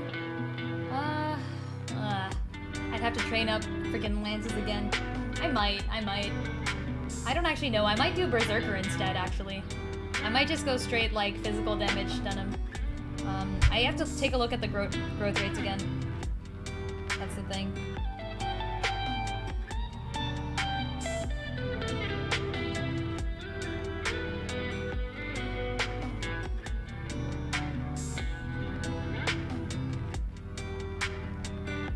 How's the, I'm assuming the defense growth is quite bad in Berserker, that's the issue. But I've heard Rune Fencer is very good if you want to build MP, and maybe I do want to build MP, I'm not sure. Gotta finish her real fast when you switch to Ninja. Oh, okay, the first 10 levels of weapon skills went quickly, that's good to know.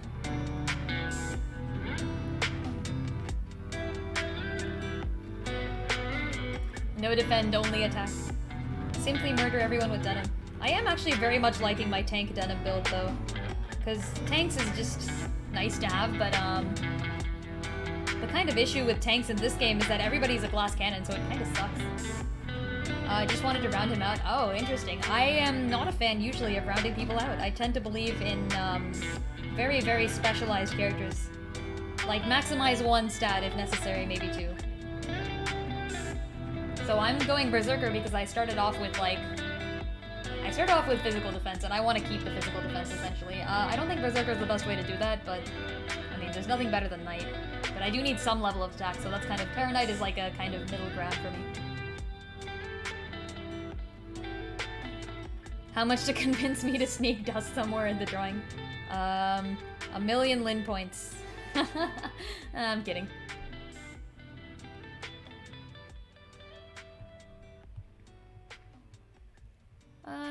Don't know what other classes exist, so wonder if you'll want some spellcasting ability. Ah, I see. I'm content with having my Denam remain a physical attacker. He needs no intelligence. Then again, I think Terra Knight may have an intelligence growth. Best you can do is 5k. Here, I'll draw a small dust afterwards. How about that? I can't add dust into the Denam poster. That wouldn't work.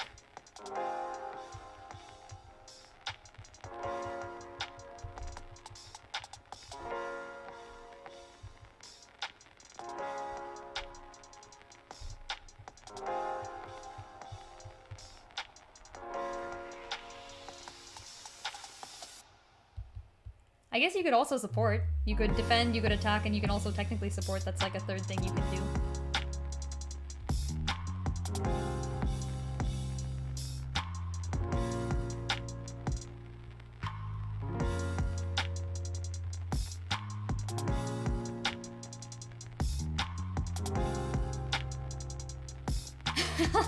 If you could add to Aaron's 5k to make dust bigger? In what way?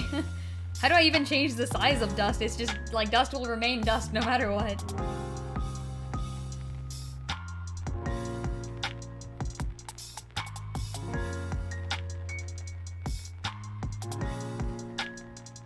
Oh, dust is in the background. Oh, I see. Why would I draw dust in the background, though? I draw myself.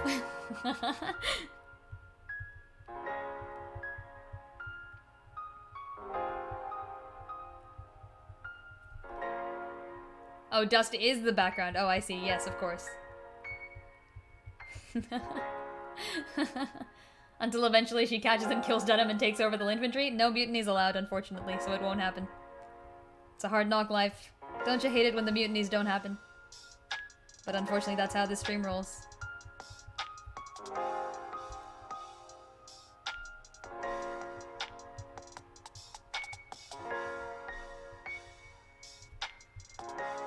Okay, a bit more color.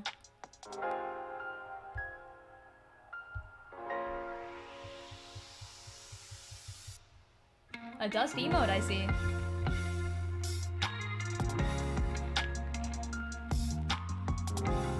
No mutinies allowed simply because I support dust. Dust is cool.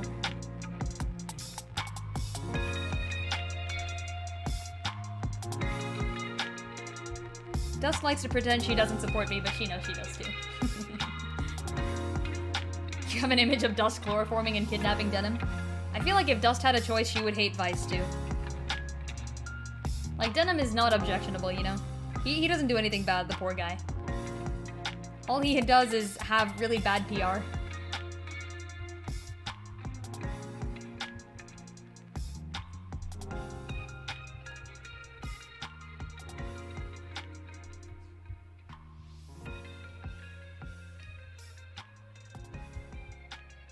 But yeah, Dust would totally be successful at kidnapping any member of the cast.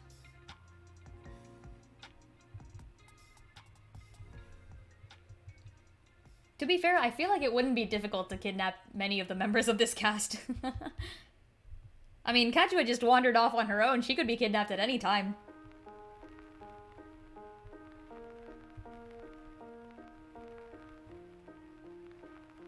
Wait, actually?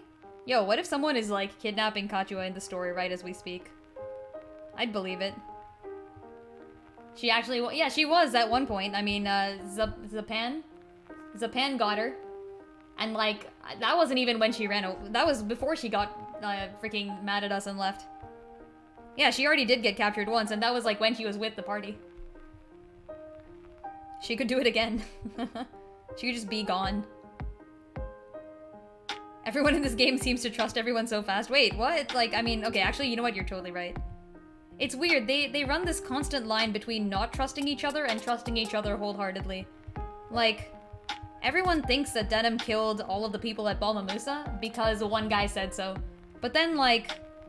Actually, Denam proves his innocence in a valid way. Never mind, I take it back.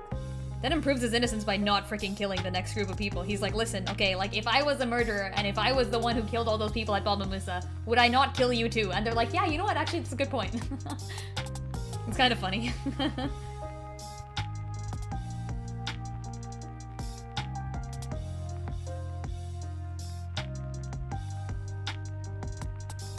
The real thing is, why do people trust Vice so fast?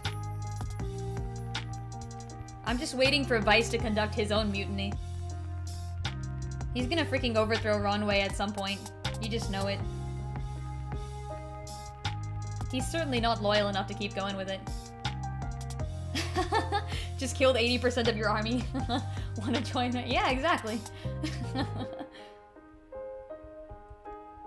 Hey, it's better than in Fire Emblem Awakening, where you can slaughter all of the thieves' men of Valadar, and Gaius is there, and you're like, yo, Gaius, hey, you look kind of pretty, you want to join my army? And he's like, sure, what do you got for me? And Chrom is like, how about this bag of candy my sister gave me? And Gaius is like, frickin' deal, yes, I am now yours. I will turn on my allies immediately.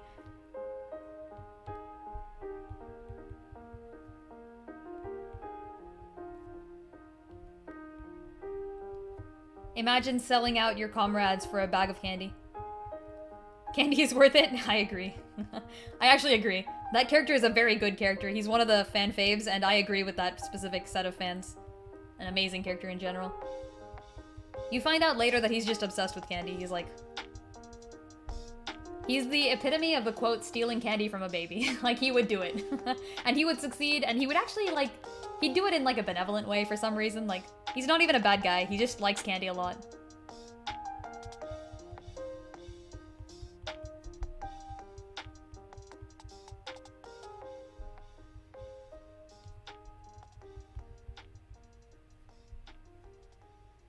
Absolute fan favorite. Yeah, he won, like, he won the fan favorite poll. Like, he's actually a literal fan favorite. He won the fan favorite poll so much that he got to show up in the next game despite the next game having nothing to do with the first game at all. That's how much people liked this character. And he kind of deserves it. Like, he's great.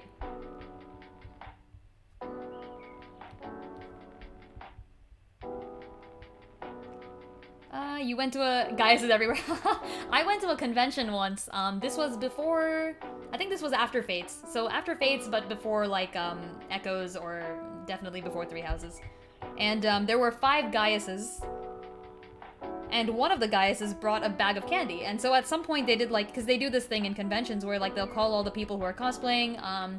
And, like, this is... You can kind of, like, show up during the cosplay part. And this was during the Fire Emblem cosplay session. And they were doing this thing where they called up all the people who were dressed as thieves. So, like, anyone dressed as a thief class from across the Fire Emblem franchise showed up, you know, and like, they had, like, a little small photo shoot.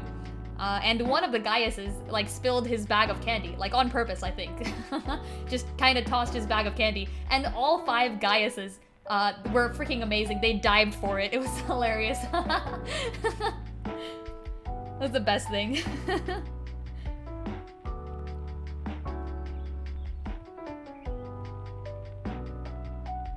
Oh yeah, and this was after Fates came out, because there was, like, a Nina there, and the Nina was, like, pretending to take pictures. It was hilarious.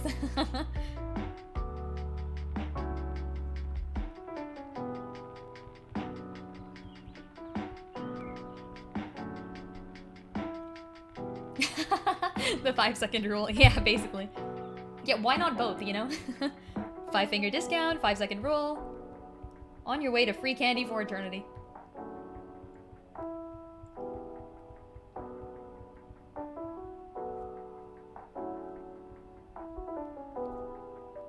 Yeah, I ship Gaius and Pan, actually, who is the rabbit lady.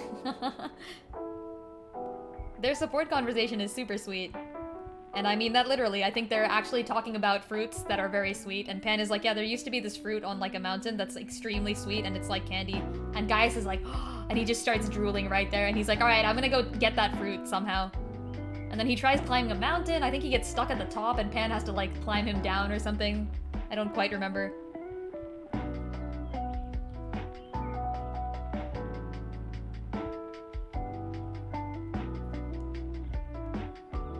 The real question is, why do I remember supports from a game I played, like, ages ago? Yeah, I wish we had more supports like that. I agree. I think all the supports in Awakening were kind of nice.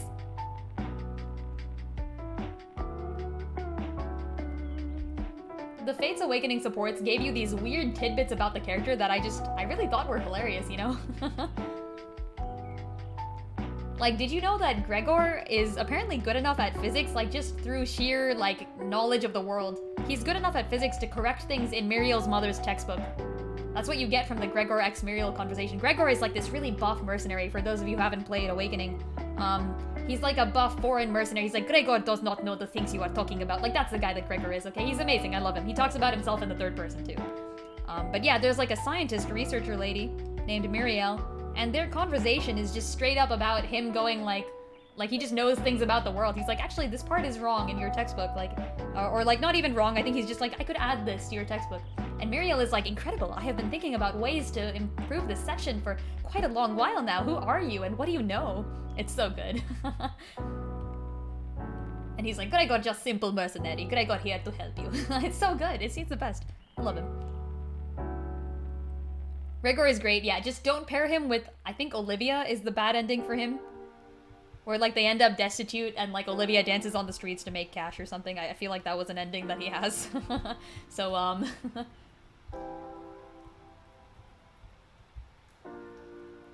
Alright, we have half a Denam. Background, that's what we have. Okay, I was gonna do, like, a kind of snowish maybe thing. Maybe just half a Denam. Chromex Olivia makes Inigo just really stacked, yeah. And of course, to those of you who have played Awakening and know about the Chromex Olivia thing, that is a character in a tactical RPG. Olivia, you meet Olivia in the chapter before Chrom gets married. Like, Chrom is forced to get married at a certain chapter, and you meet Olivia right before then. I feel like maybe the light could use some redoing, because this actually looks better almost. Ah, shit. Okay, let me just decrease this. Hold on.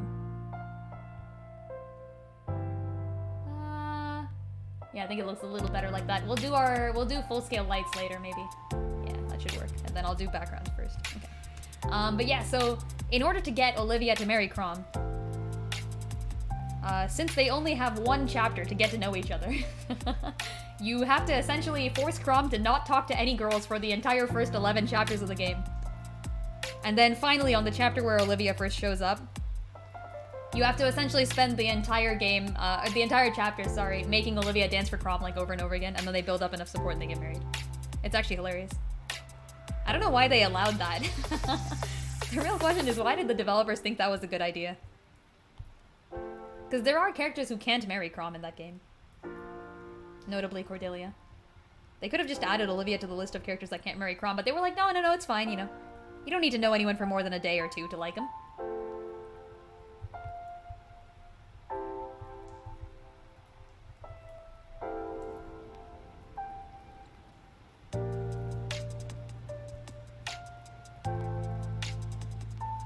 Yeah, I'm the weird sort of person that no matter what game I play or book I read, I try to ship the most canon thing possible.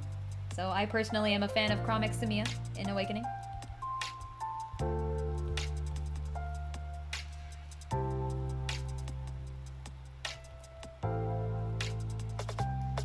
She's in the opening cutscene as Chrom's wife, so it's pretty canon.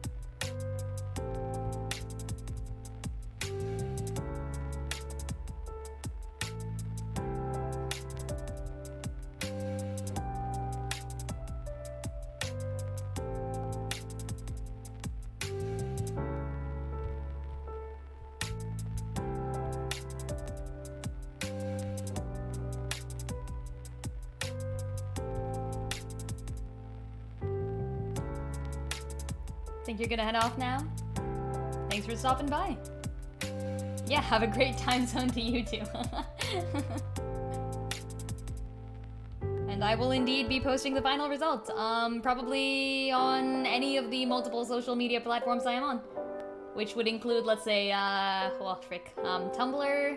Twitter, Reddit, yeah, maybe even YouTube if the video looks good enough, we'll see. Oh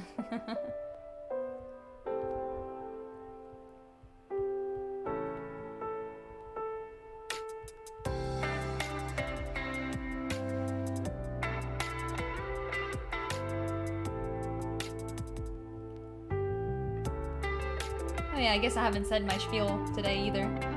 If you're currently watching this and you're enjoying what you're seeing, please do feel free to give me a follow or any other form of support you find comfortable. And if you haven't joined the Discord and you'd like to hear some good old strategy tactics talks, or if you'd like to see my updates, I will be posting those to Discord. Oh, thank you, Sylph. Appreciate. That's the Discord link right there, folks.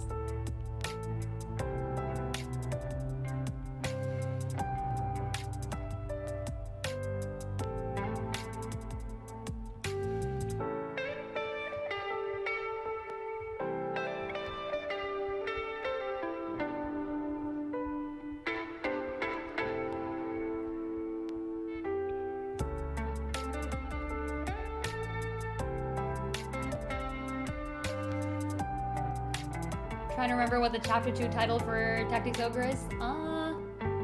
Chapter 2, title. I remember the chapter 3 one because it was so recent. I think it was like Ambition and Greed or something.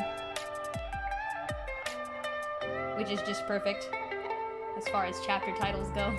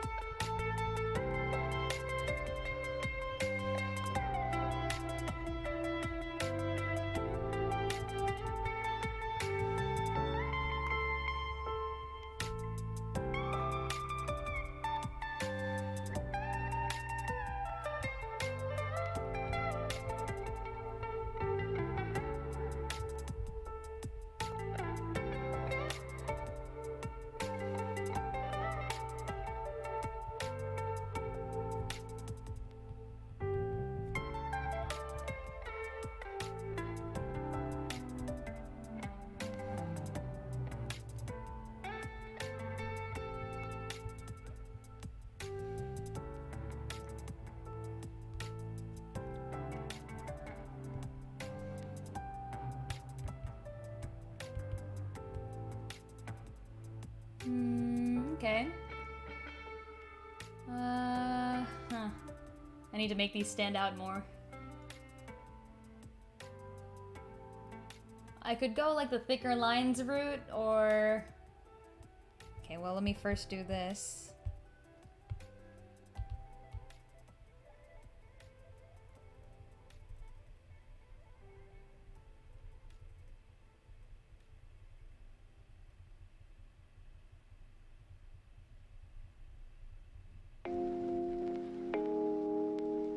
Yeah, I think that's slightly better. Then what about the top?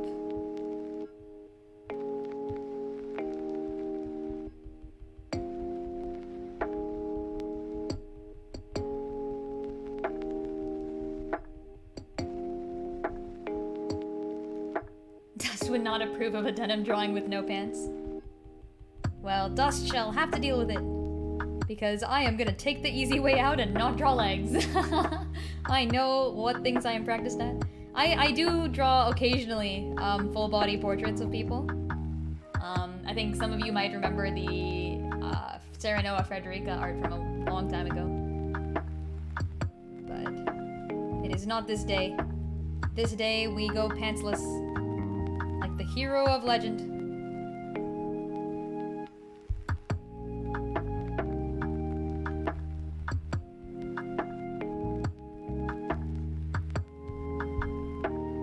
Yeah, see, legend would approve. If anyone would approve of drawing someone without pants, it would be the hero of legend.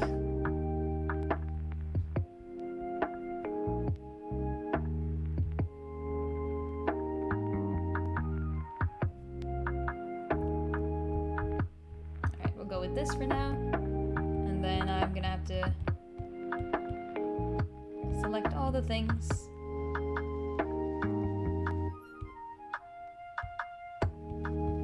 Let's do that later.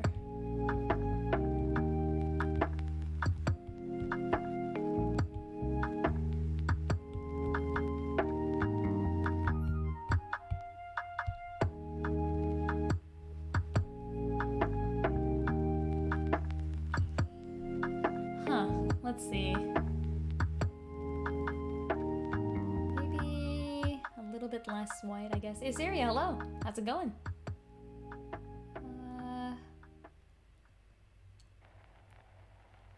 Yeah, I could go like gray on the background, maybe? Like even darker here. And then maybe like grayish here, maybe. His name is Denam. His name is indeed Denam. His name is Denam Pavel, but we've been calling him Denam Pants.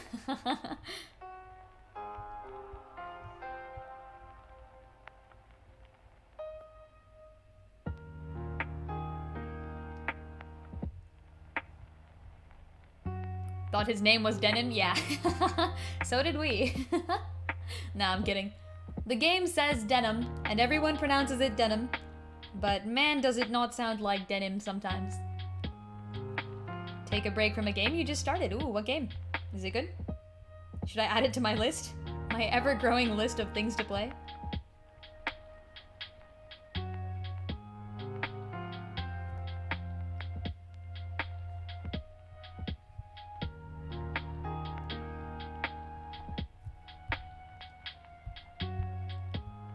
You know what? I'll go with this. Actually, I'll do this. I'll do a straight line thing. 13 Sentinels. It is a visual novel and real-time strategy hybrid game? Wow, okay. How does that work? How do you be both? Those seem like pretty different categories to me. And that's even considering that I play both.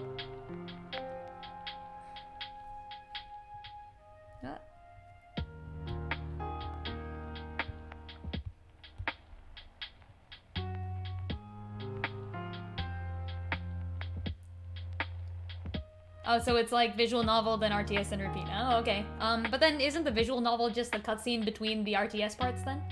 Or is it like... Oh, so there's like actual like story plot decisions, I guess? Interesting, that's cool.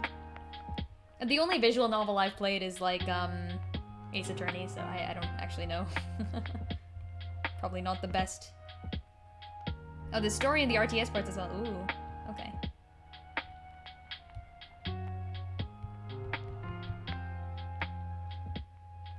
This is your first visual novel, wow.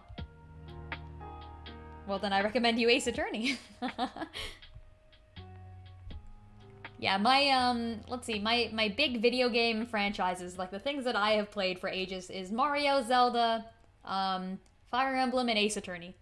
And I've talked a lot about Mario and Zelda and Fire Emblem, but for some reason, like, Ace Attorney just never comes up much. I don't know why. I guess I do know why. It's less popular, maybe, than all the others. Actually, no, it's more popular than Fire Emblem, isn't it? Which one is more well-known, Fire Emblem or Ace Attorney? I think Ace Attorney is definitely more well-known than Fire Emblem, right? I'm not actually sure. Your friends adore Ace Attorney. I really like Ace Attorney, it's quite good. The only reason I'm not playing it on stream is that I've played all of them already, and I remember all of it, so I would probably get like a little stuck at some of the parts, just because I don't remember exactly what leads to each thing, but I'm pretty sure I remember most of the murders and most of their causes and most of their, you know, victims and culprits and all the stuff.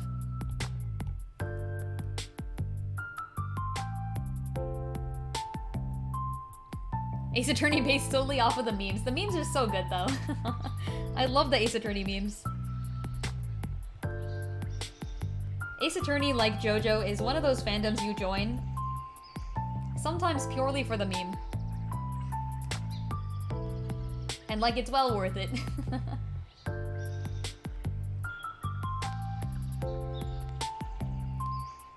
Okay, let's do this. Can't believe Ace Attorney. Oh my god, ugh, that stupid freaking, there was this one stupid animation, it was, I mean, look, I'm a fan of animations, and I will admit that Clown Girl was actually a character in the game, but that animation got the characters of the game, like, all of the characters of the game completely wrong. Like, it put Miles Edgeworth in Ace Attorney, like, fashion. It's just, it was bad. It was really weird. But it became very popular, so, like, I guess that's good. It's not an accurate representation of Ace Attorney.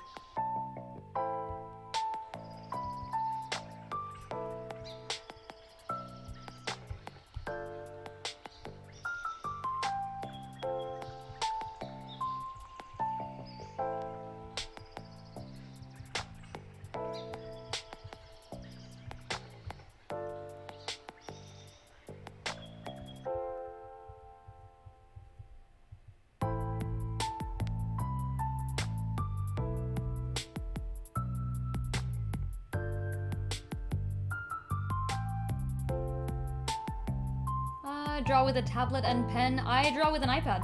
I am using an iPad of some sort at the moment.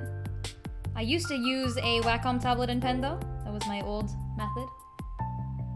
But I can confirm that iPad is way easier. Or at least it is for me. I don't know how it would be for most people. For me at least, this is the way to do it.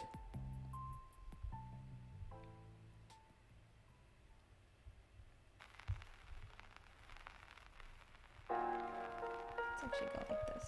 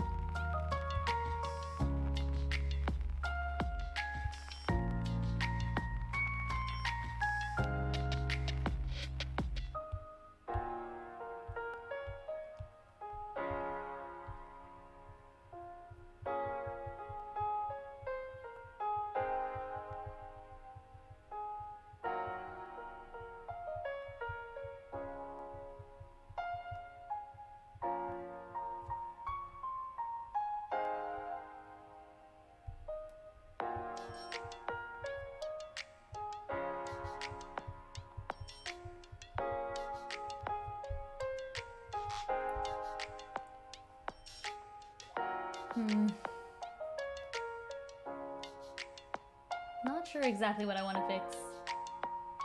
Maybe something about the chin?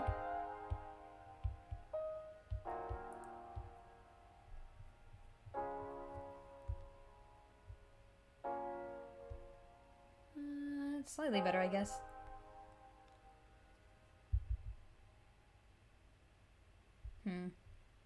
Oh well. Fix it later, probably. Whatever it is that I feel.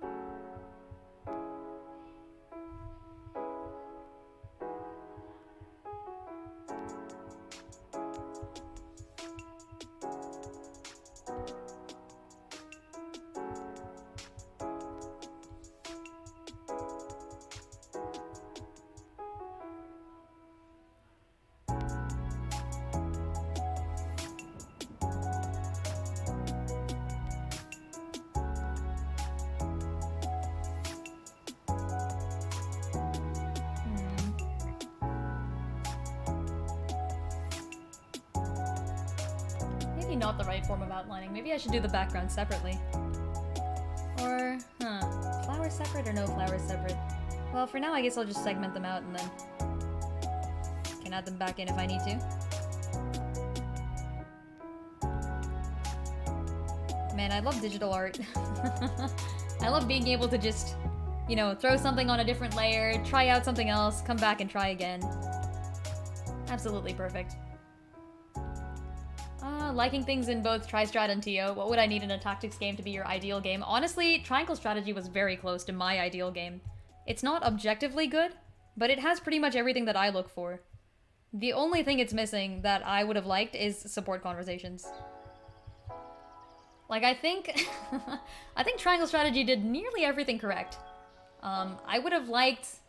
It's not objectively the best, yeah, I'll admit. Because I think a lot of people, when they look for a strategy game, they want something with, like, a huge interchangeable class system.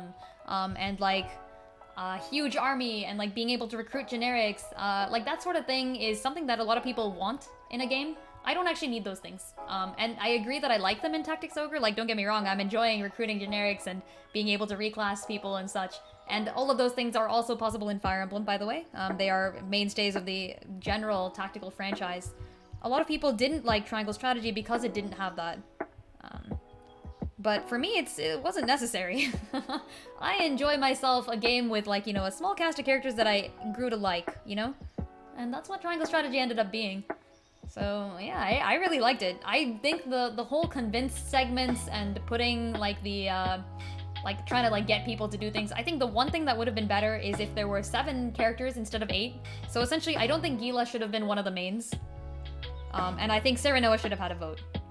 That would have made it better. So you get 1 vote, and then you also get to convince everybody else.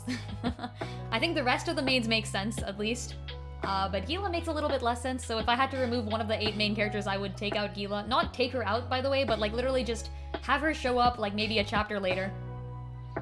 And then, Like, she just doesn't get a vote, you know? Like, Quarantine joins in Chapter 3, by the way, and he doesn't get a vote, so... so, I mean, I'm just saying, Gila's only one chapter beyond. Actually, wait, hold on. Anna and Eridor are one chapter beyond. Yes, that's what I actually think is a problem with Tactics Ogre, and I will be talking about that more when I do my proper retrospective.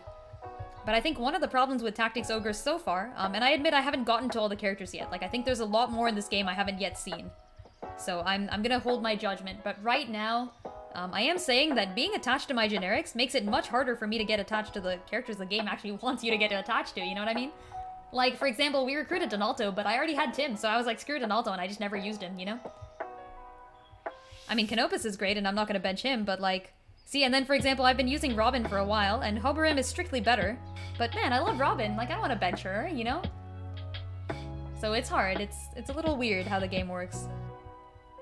I think in terms of generics and such for the common populace, I think Fire Emblem does a good job of balancing them. Where, like, most of the time, you're gonna have your normal characters. And then there's sometimes some games have, like, the semi-generics.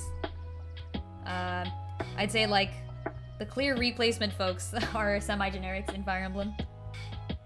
Like your caster and something, I forgot. There's like swordsmen who show up in like FE11 who are just not necessary. They're only there because if you happen to have lost your swordsman already, you get to use them. And I should get 2 votes. That'd be hilarious. Yeah, I do think that there's a lot of character development in Tactics Ogre that I haven't seen yet, because I think it's in the game, I just haven't gotten there.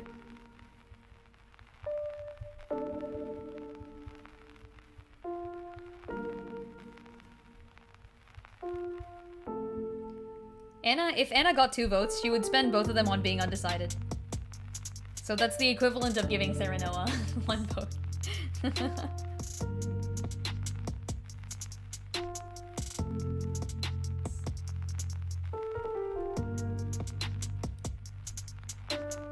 Anna when being neutral is an option, yeah, basically. I feel like Anna is the neutral option for most of the votes. There's 1 or 2 that I remember her not being the neutral option for, but it was kind of funny. It was like, you can always count on Anna. Yeah, I think Anna is only adamant in like 1 voting session. Maybe 2. And like the one where she's adamant, like, or maybe one of the ones that, oh, is it the village flooding? Was that it? I don't remember. Oh, yeah. It's the village flooding because Benedict suggested it, and obviously Anna's on Benedict's side. I think that was it. That sounds right. I think Eridor was the middle ground on that one, I want to say.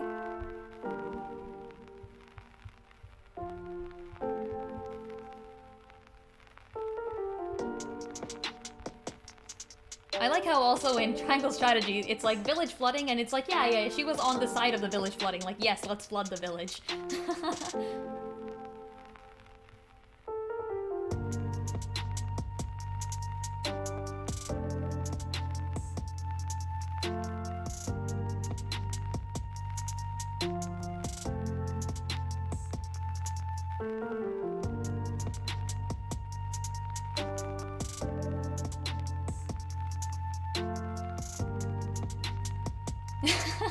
A meme someone made of Anna where it's just, I agree with Benedict, not because he's right, but because he scares the shit out of me.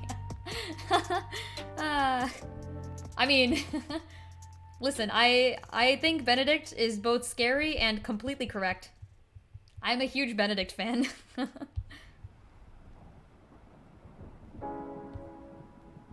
Oh, Assyria, I don't know if you were there for this, but there's a guy in Tactics Ogre who can do Benedict's now skill, except he can do it on 5 people at once. But it costs like 100 MP, which is, it takes up a while to save that much MP. He's a necessary evil in our lives. He's not evil, he's just logical. Very logical. You know who's evil? I was gonna say Roland, but maybe not, actually. You know who's evil? Eudora, I guess? I mean, that's pretty obvious.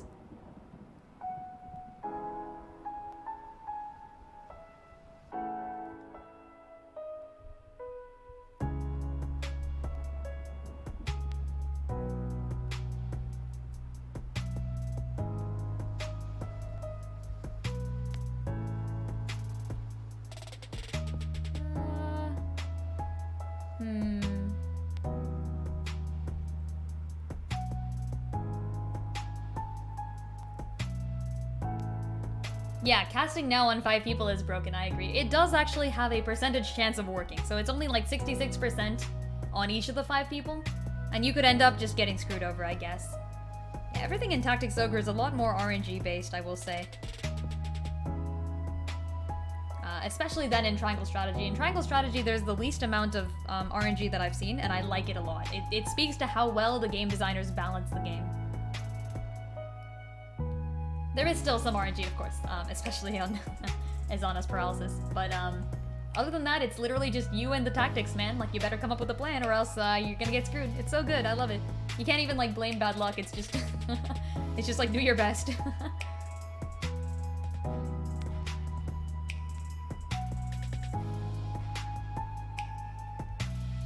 I mean, you can blame bad luck when you cast like a, I don't know, 30% skill on like 10 people. And it only hits one person.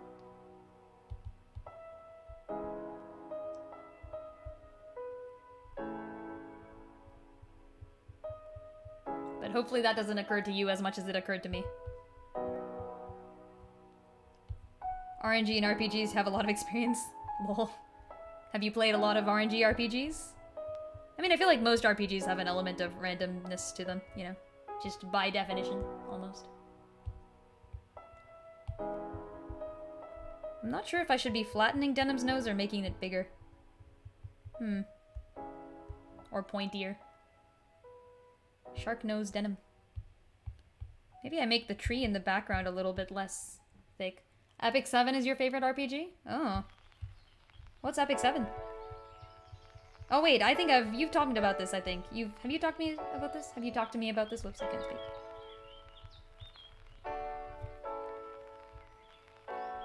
Was it you? Someone mentioned this. Yeah, you've talked about it a few times. Yeah.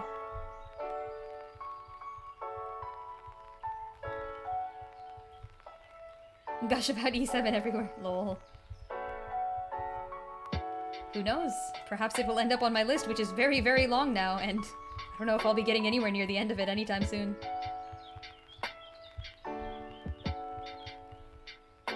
It's gotten to the point where I don't even know if I can play Ghost Trick on stream.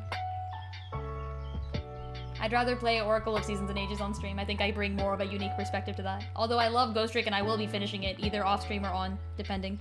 Depends on whether I can finish it over break or not. And if I do finish it over break, then obviously I won't be playing it on stream. Oh yeah, it's a gacha game. Yeah.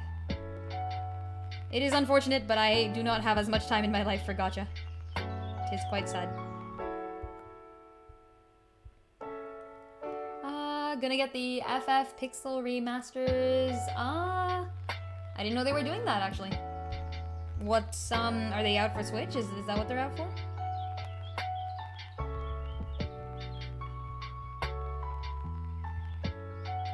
Are they considered good? Is this finally my chance to play a Final Fantasy game? Although, I don't know, I feel like I'd rather play FFT. Oh, they're bundling 1 through 6. Oh my gosh. That's a lot of FF games. It's coming next year. Oh, incredible.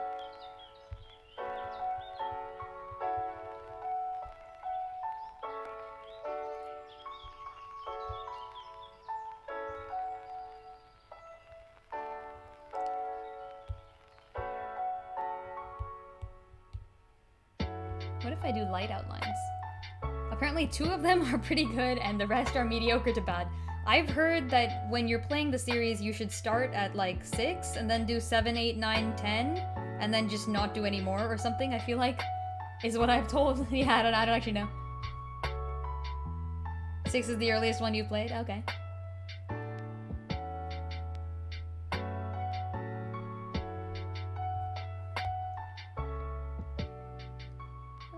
Yeah, this could work. Maybe without the outlines, maybe even.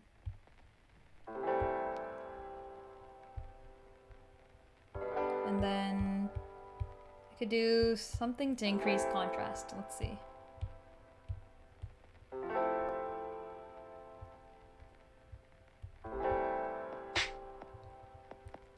Probably not buying it in favor of getting the new Dragon Quest. Oh yeah, I've heard about the new 2.5D Dragon Quest. I heard that was gonna be a thing. I think you mentioned it before too, Assyria. Yeah. A Lady of the Night for 2.5D. I remember this conversation.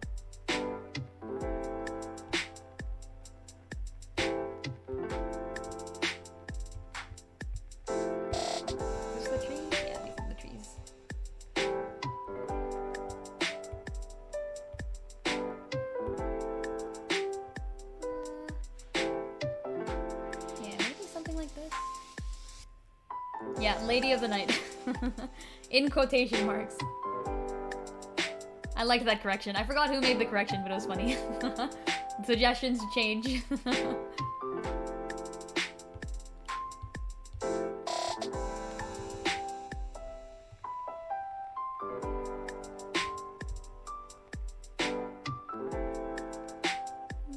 Maybe not.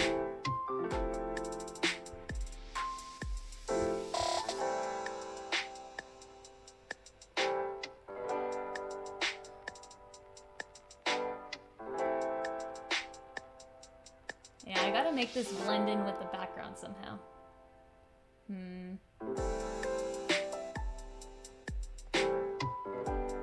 Okay, I have an idea.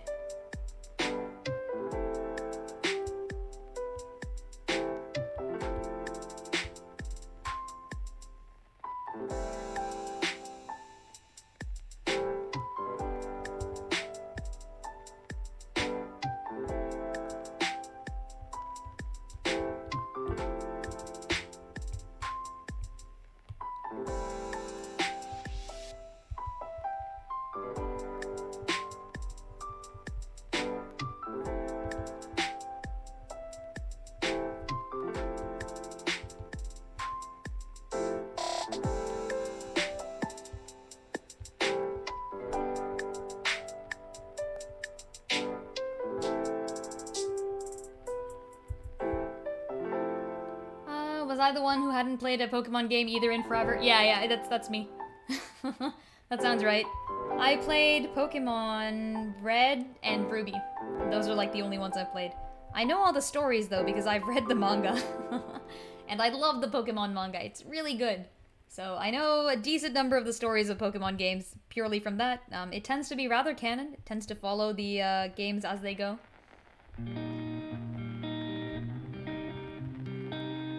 Is Adventures good? Yeah, it's one of my faves. I love Adventures. My favorite arc is the Ruby and Sapphire one, actually, so... It's why I played Ruby and Sapphire, actually. I played them after I had read the manga. I read the manga and I thought it was amazing. So I played Adventures. And I played Adventures like the character Ruby. Like, I tried to use the same Pokemon, tried to go the same-ish order. He goes to different places, so it was kind of difficult, but...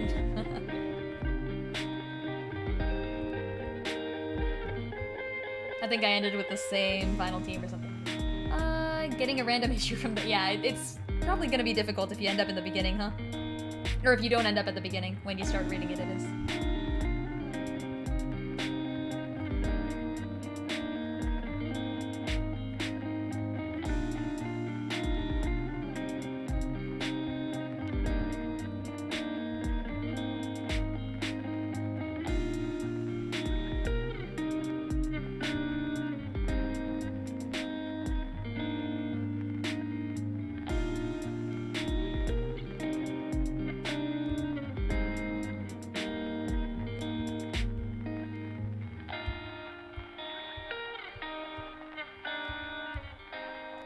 But it's got a really good cohesive story, and I would recommend it. Yeah, it's quite good.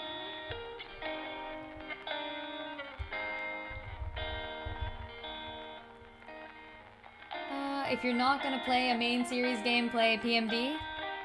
Pokemon Monster Dungeon. I don't know, what is that? Is it actually Pokemon Monster Dungeon? Oh, it's Mystery Dungeon, I know this, I've heard of this. Yeah. What is it actually about? Is it the one where you get to, like, walk around as Pikachu and stuff? Is that the same one?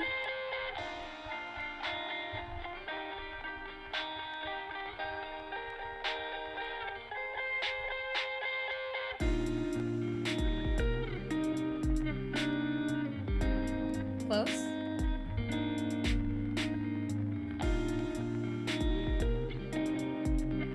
You mean with the name or with the guess? It's the highest rated spin-off of the Pokemon series. That's probably saying something. I'm sure there's a ton of spin-offs of the Pokemon series. I feel like Pokemon has been around long enough that everyone under the sun has tried to make a Pokemon spin-off.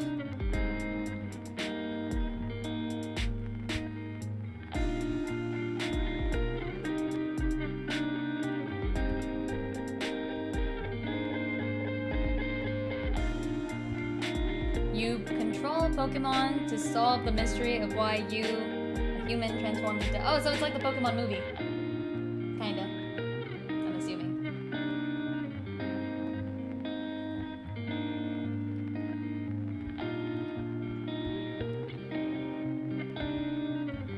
Is it the thing... Oh, is it the thing that actually made the movie? Like, they made the movie based on this? It's turn-based, but it's different. It's more of a dungeon crawler. Wow, okay. With a name like Mystery.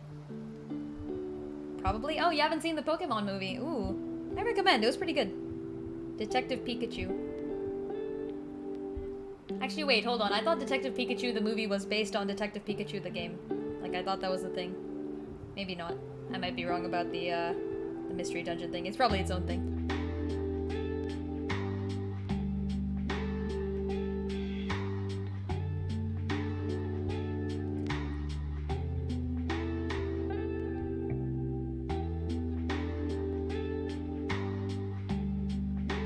Definitely its own thing? Yeah, that makes sense.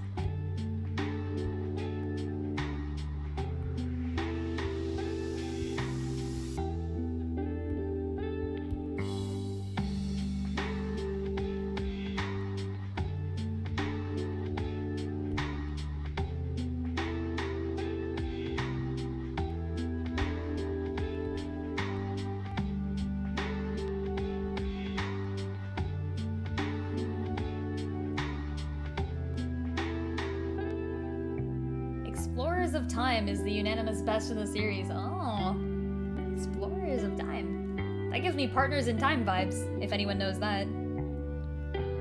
Partners in Time is the Mario adventure game. A really good one in my opinion. One of my faves.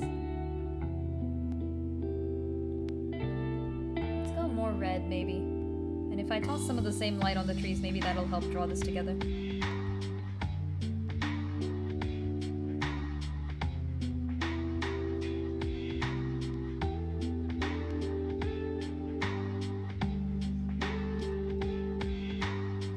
Probably the easiest in the series. Oh, okay.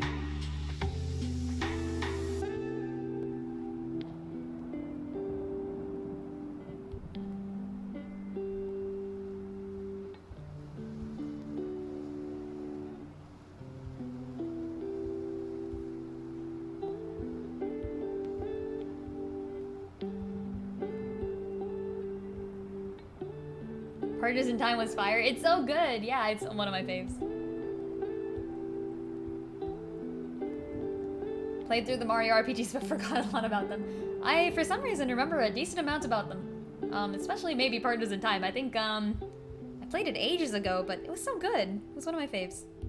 I know I've said that like at least 5 times by now, but it remains pretty good to this day, which is something to be said for a game that I played so long ago. I've played, I think, all of them. I've played, yeah, EGAD. Was Partners in Time the game where the beans were just really stacked? I think it was. You could play this one mini game somewhere and get like a whole bunch of beans. I think it is, yeah. And you could buy badges for beans, and there was this one badge that was just really, really stacked, and I put it on Luigi, and I destroyed. Oh wait, no, it was a badge that I think just makes special attacks free. I think that was the badge. And so what you do is you make special attacks free, and then you just use your most powerful special attack over and over again. I feel like that was a thing for Partners in Time. It might have been for Bowser's Inside Story. I don't remember which one it was.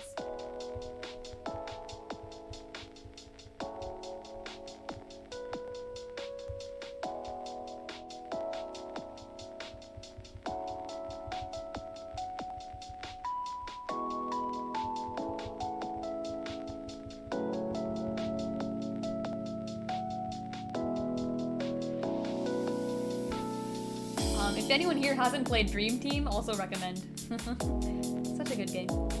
Hit this game again. Hey, have fun with, you said 13 Sentinels, right? I think that's the one. Thanks for stopping by as usual. Sad to see you go, but hope you have a good night.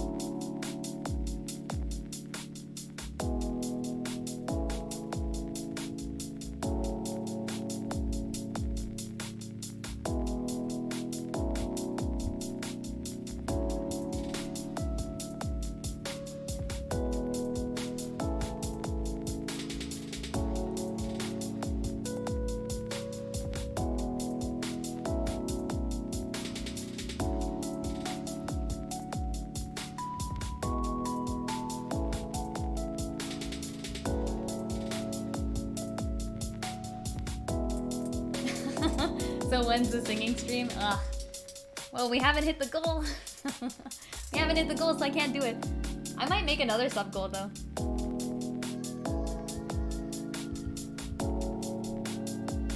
We'll see.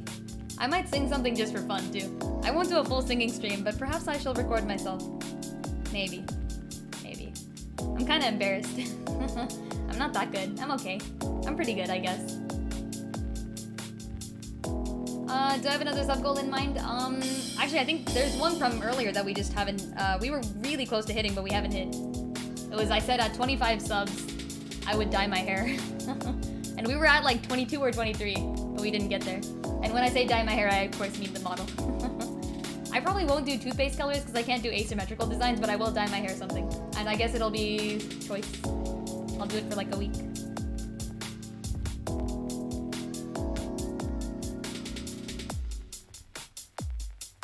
If anyone has suggestions though, feel free. I'm always down. If the suggestion is fun enough, I'll just do it.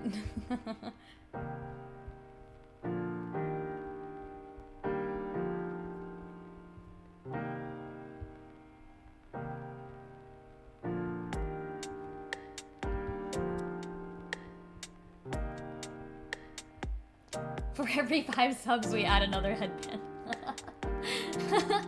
That'd be great. For every 5 subs, we add another band-aid. Quick, someone do stack objects so I can put one on to begin with.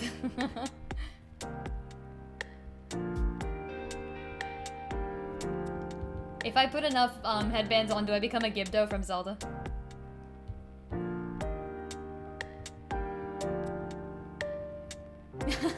There's a stacked object. Well, frick. Alright, let's do it. One band-aid for me.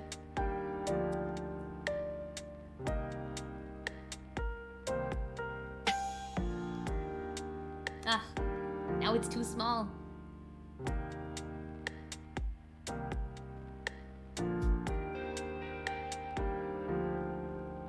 Oh, now it's way too small. Oh, shit. Ah. It's tiny. I'll stick it on my face. Close enough. Have to burn me to see if I'm weak to it? Don't worry, I'm not weak to arson. Oh wait, I am weak to arson. I'm an ice-type mage. Well shit, I guess I am a Gibdo. This doesn't fit on my face well, does it? Here. Where are we gonna put this? I'll stick it on my head. Actually, you know what? No, I am gonna keep it on my face. Let's, No, that just looks like I have a weird pimple. Never mind. How about here? We'll patch up my jacket. There we go. I'm convinced you've never used a band-aid. How could you tell? I actually, for me, when I was just learning how to human, I got hurt either direly or not at all. As in, like, I'd never really get, like, cuts and scrapes, but I would, like, break my limbs. I have broken, like, 2 or 3 bones, maybe, as a young, reckless child. Usually in, like, very stupid ways. Yeah, the band-aid in my hair is more of like a I died in the game type of thing, don't worry. I don't think the band-aid on my shirt is doing much either, don't worry. Unless, of course, my shirt is secretly made up of a self-regrowing substance. Although I doubt that that is the case.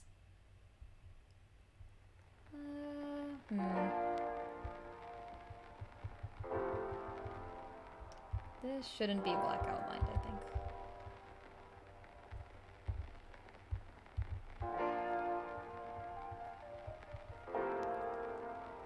The band-aid covers up all stains from overzealous eating.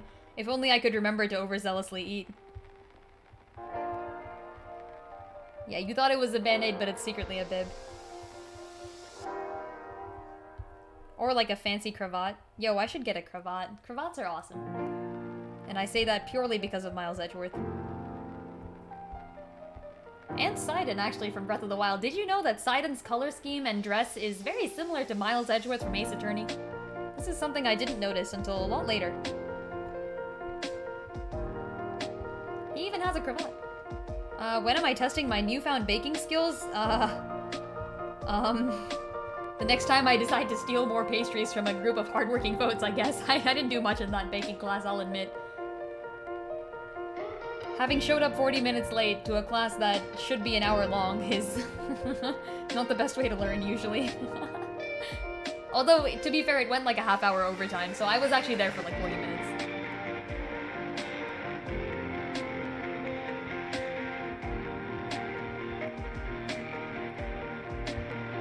I can usually bake things. I'm actually very good at decorating things. Like, one time a bunch of friends and I had like a cookie decorating thing. So we all made cookies. And I decorated them. And mine were like unanimously said to be the best. So I'll have you know I have that going for me. It was great though, cause we we didn't have like actual colored frosting. We had like one jar of white frosting, and then we had like plastic bags to use as piping tools. And then we had those really thin colored gels that you're supposed to like squeeze into a large batch of frosting and then like dilute into, you know, some type of dye. So we had that, and so we made our own colored frosting, you know, by mixing the gel in, and that's all normal and stuff, but we realized that we didn't have black, you know? And usually when you want to outline something, like I did like a little Mario star, like, you know, with the dark black eyes. So I was like, God, I really wish I had like a black tube. And we realized that we could use the blue gel, because it's really dark, concentrated blue gel, and it looks black. So we were like, oh hey, I can use that. And so we used the blue gel as outline. Which was great, and it looked perfectly fine, but when we bit into it, we realized that because it's concentrated blue dye that we're putting here as an outline on our cookies, when you bite into it, your teeth are immediately dyed blue. so like the first person who ate, like I think it might have been the Mario star, like, you know, she was just casually eating the thing, and then we look at her teeth and they're just straight up blue, and we're like, oh my god, like what? And then we realized, oh shit, it's the black dye, because it's not black, it's dark blue gel. That was hilarious. An idea for a cookie to decorate. Ooh, I did like a whole bunch of like normal Christmas stuff. I think people requested like me to do a snowman and stuff, so I did that. And then I did like, you know, Zelda stuff. I did like a small Triforce. I did a Pokemon ball. Yes, I did say Pokemon ball as if I was like an old person. I know it's Pokeball. What else did I do? I did like the Mario star. I think I did a bunch of other nerd shit too. We didn't do too much, or like I guess we as a group did a lot, but I didn't want to monopolize. I was not in charge of the entire operation, nor was I really making the cookies, so I did like a few and then I left the rest for everyone else. I wasn't gonna take their stuff. Although some people like kind of just gave up and they were like, alright, like, Lynn, do mine too. And I was like, alright, fine.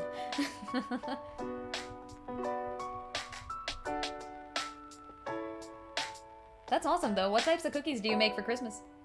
Are there like is there a proper brand of Christmas cookies? I will admit I am not too familiar with the Christmas traditions. Don't usually celebrate it unless I'm feeling less lazy, I guess.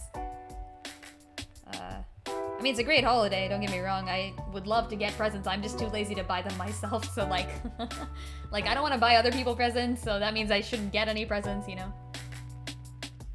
Ooh, if I have a request, I request something simple probably. I can't think of anything too good. I'd request like a Triforce. Make a Triforce. Triforces are cool. I'm sure your skill is beyond simple Triforces, but I will nonetheless request one.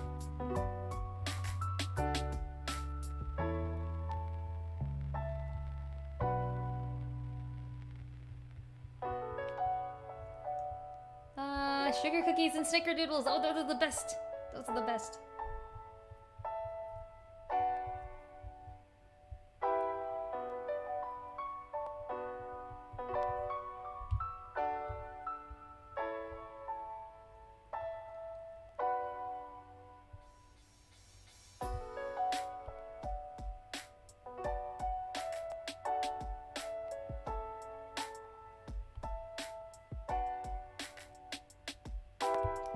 Make a Triforce, can't guarantee it won't fall into the wrong hands. It better not. I returned to find all the cookies have been ruined. Dark Ganon has traipsed through the Christmas dinner, laying wreckage to the hosts of foods you have made for yourselves.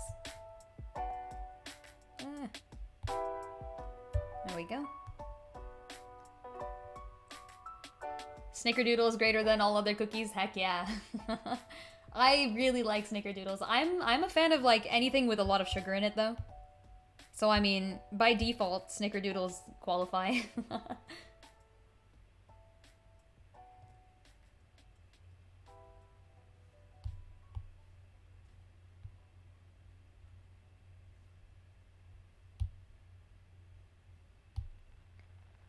Gingerbread is good, but like, does it really beat the pure sugar content of a good Snickerdoodle? I like soft cookies too. Like, oh, actually, you know what? I take it back. Oatmeal raisin, or okay, oatmeal raisin is bad, but oatmeal itself is great for cookies. Like, I love a proper oatmeal cookie. Also, Aaron, hello again.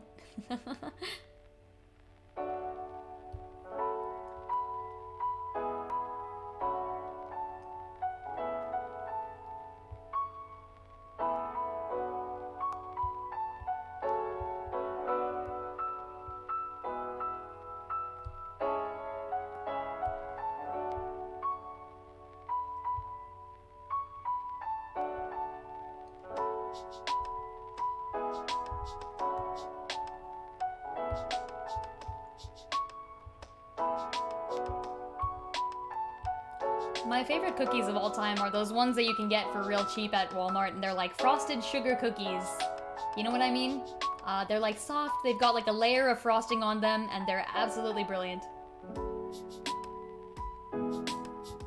Anyone seen those? They're like the best.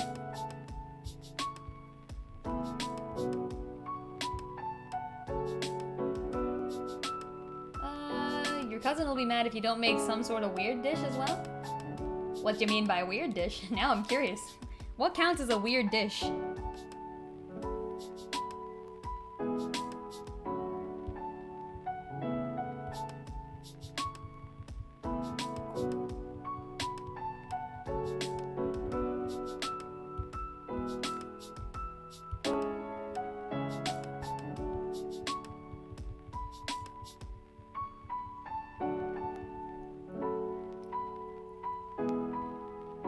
Yeah, any type of cookie can be elevated by being soft. I agree.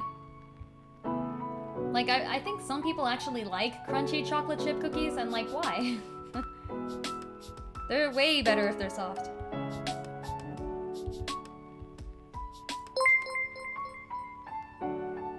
Oh, yo, Specky, thank you so much for the raid. Hello, how's it going, folks?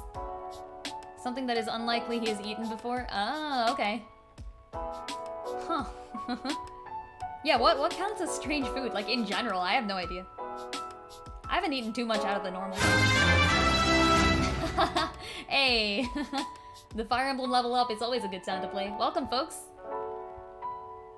Welcome, folks, from Specky's stream. We're currently drawing my guy, Denam. His name is Denam Pavel. He's the main character of Tactics Ogre, which I have been playing. But we like to call him Denim Pants.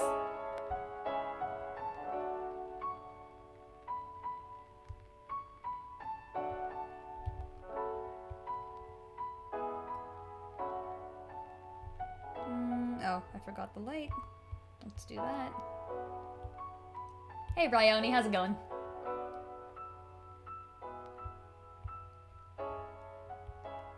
Only crunchy cookies that are acceptable are the ones that are meant to be dunked in milk. But like, that's the thing, right? Like, I mean, if you're gonna dunk it in milk to make it soft, why not just have it soft to begin with? Like, what the heck, you know?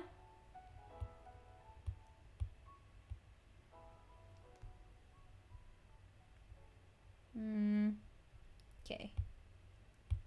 Gonna do a flower layer, and then maybe like a second shadow layer. Let's do second shadow first. Right. I'll have to fix that up later. Some of the really thin, crunchy ones. I guess. I don't know. I'm a fan of like toss the sugar at me, you know? That's my modus operandi. Just more sugar.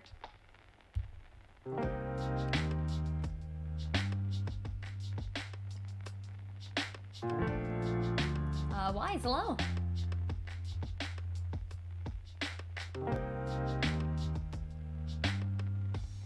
Great to see you. Welcome. Yeah, we're having a cookie discussion. While Denim Pants languishes in the background.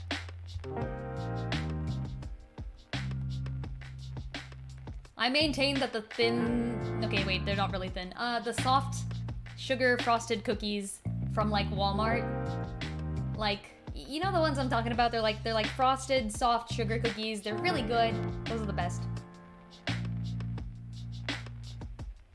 Okay, let's go like a kind of pinkish red.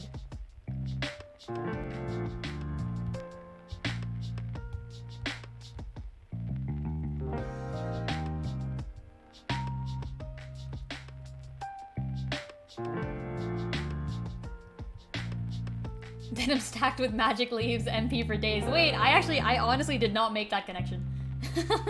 I specifically used these flowers purely because I thought the color would look good. Like, I seriously did not intend that, but that's freaking brilliant and I love it. I am now going to pretend these are magic leaves. That's actually really good. Damn. We're just gonna pretend that that was my plan all along, okay, Wise?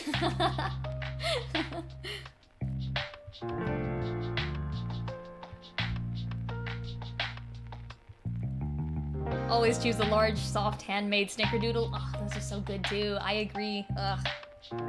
It's a hard choice. Oh wait, isn't this part of his outfit blue? Hold on, I forgot. I forgot. Damn.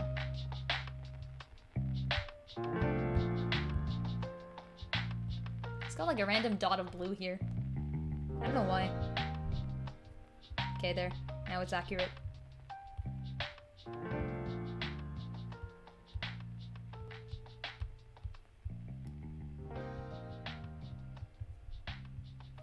Wait, what? Oh, wrong layer. Whoops. There we go.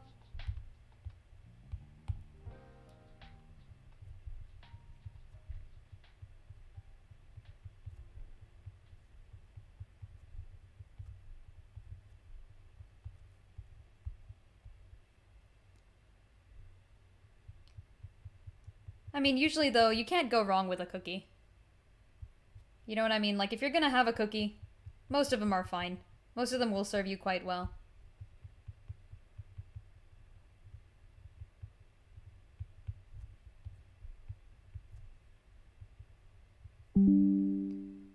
Found a poorly lit picture of a snickerdoodle from last Christmas? Okay. Heck yeah. Send me the snicks.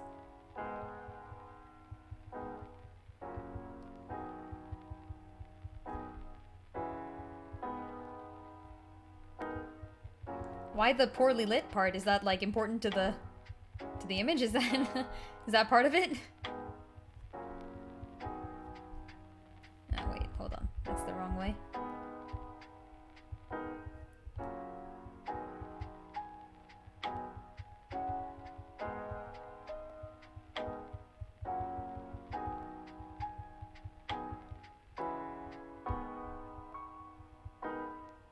Like, was it the intent of the picture to have it poorly lit, or is it just... Does it just happen to be poorly lit?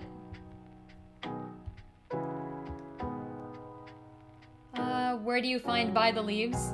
Yeah, I think they're straight up not obtainable from the shop. Which is kind of sad.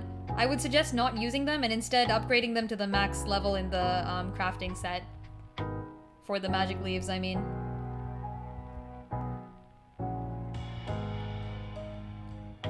Or like, once you upgrade them to the max level, then feel free to use them. But like, don't use them until you do that, I guess.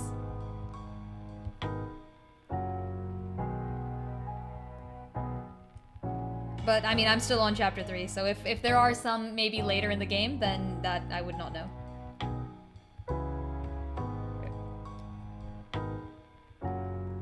Your poor photography also failed the cookies. It's okay. I'm sure their true deliciousness will shine forth. I believe. I believe in the cookies. Believe in the cookies that believe in you. This is the cookie that will pierce the heavens.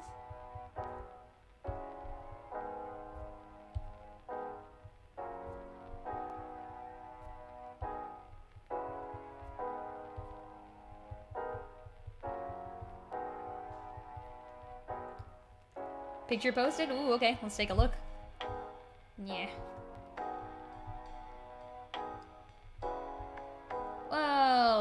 Oh, these look so good. These look like the classic Christmas snickerdoodles that I honestly would eat the heck out of. They're so good. Burning through your leaf supply quickly due to the stat checking bosses. Yeah, I'm still near the... Actually, I don't even know where I am in Chapter 3, but I'm not quite at the moment where I need to start burning through them yet, but I have used 2 of them. And I'm like, oh shit. I'm the sort of person who hates using resources. The only reason I would use an MP plus is for my my time guy. I think that's the best use of 100 MP, is to toss it on your warlock and get like 5 people to move again. Like, I think that's worth it.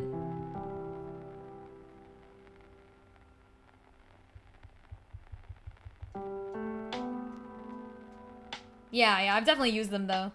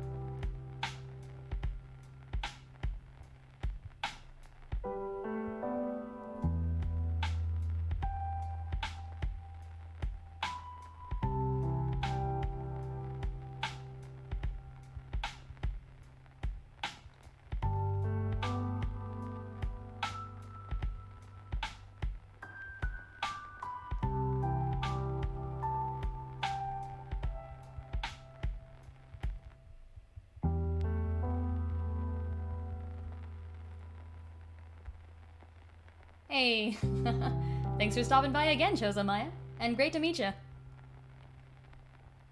Oh, thanks. Yeah, I'm glad you like it. Hope to see you again. See ya.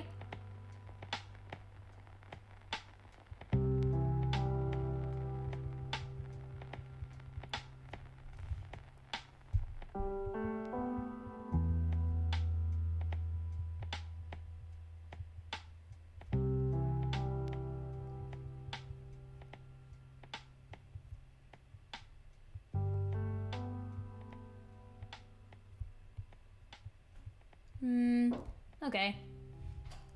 Meanwhile, I think I've only got about... Oh, wait. Am I being summoned by someone? Give me a second, folks. I am being summoned away. Hold on.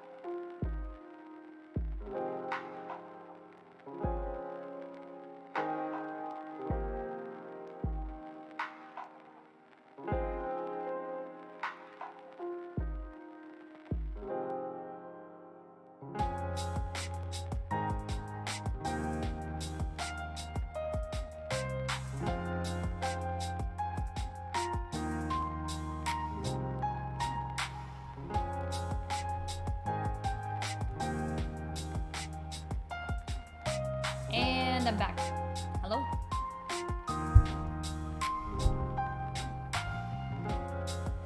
Alright. I think the main thing I also want to do is just redo this blood so that it doesn't look like it's completely pulled up.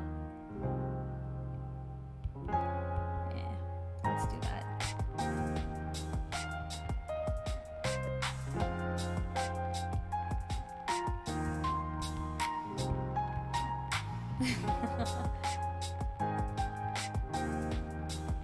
Now, how would I go about making it seem like...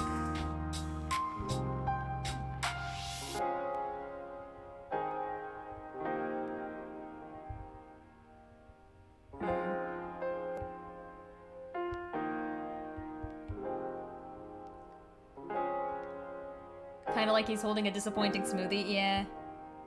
I need to make it look more blood-like. I think if I separate the two hands and then color it in like a lot darker, I can definitely do blood in like a pool, but this is...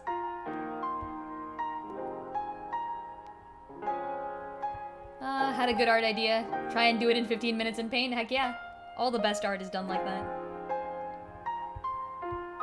15 minutes in paint is all you need, right?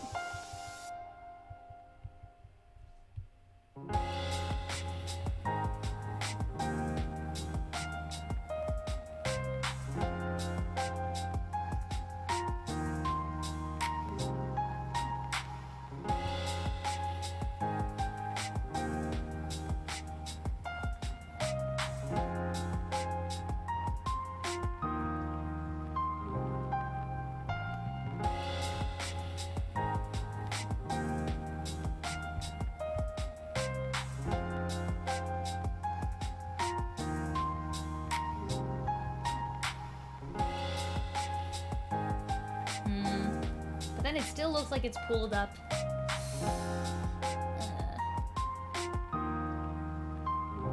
Huh.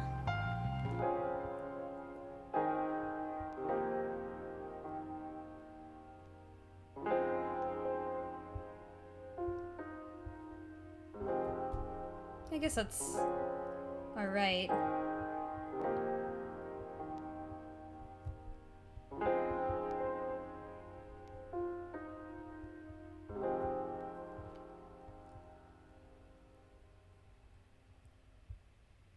I guess that's alright.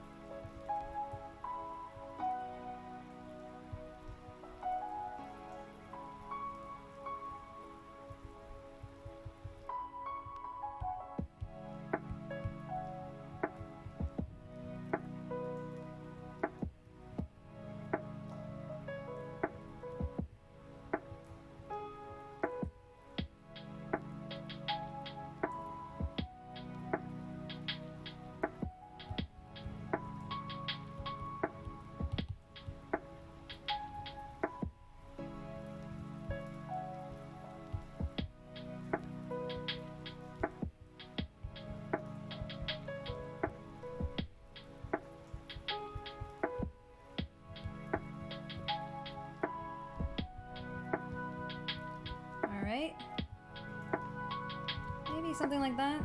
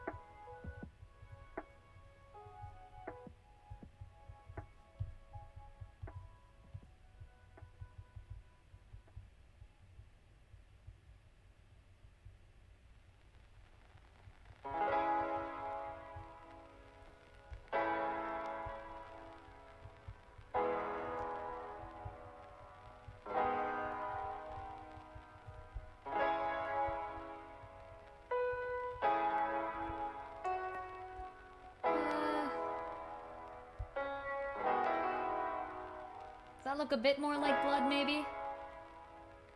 Hopefully it does. Okay, now backgrounds I hate. Flowers I could probably make a bit better. Oh, it's already 8:13. Oh my god, okay, never mind. Alright, well, that's gonna be it for today then, folks. Here, let me just toss that on. And... yeah, thanks. Okay, good to know. Bam. Alright, well, that's the end of today's stream. Thank you so much for stopping by. If you haven't yet given me a follow or whatever other type of support you feel comfortable with giving, then I encourage that you do so, because I really appreciate all of it. Thank you so much. If you haven't joined the Discord yet either, we got one of those. And I post updates on there and we also chat about things sometimes. So feel free to check that out. And lastly but not leastly, I will be back tomorrow on Tuesday 5 p.m. PT to play some of this old game, Tactics Ogre, which I am quite enjoying. And then I've been told that Wednesday they're releasing Cyrus, so, and maybe also Bestower of Power Chapter 2, which means, yeah, we're totally playing Octopath COTC. I am looking forward to that. So tune in for both of those really hype streams, and yeah, I'll see you then. Bye, folks. Is anyone else streaming? Let's see if we can raid someone. Hold on. To the raids. To the raids.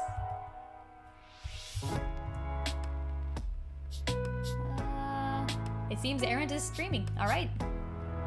See ya.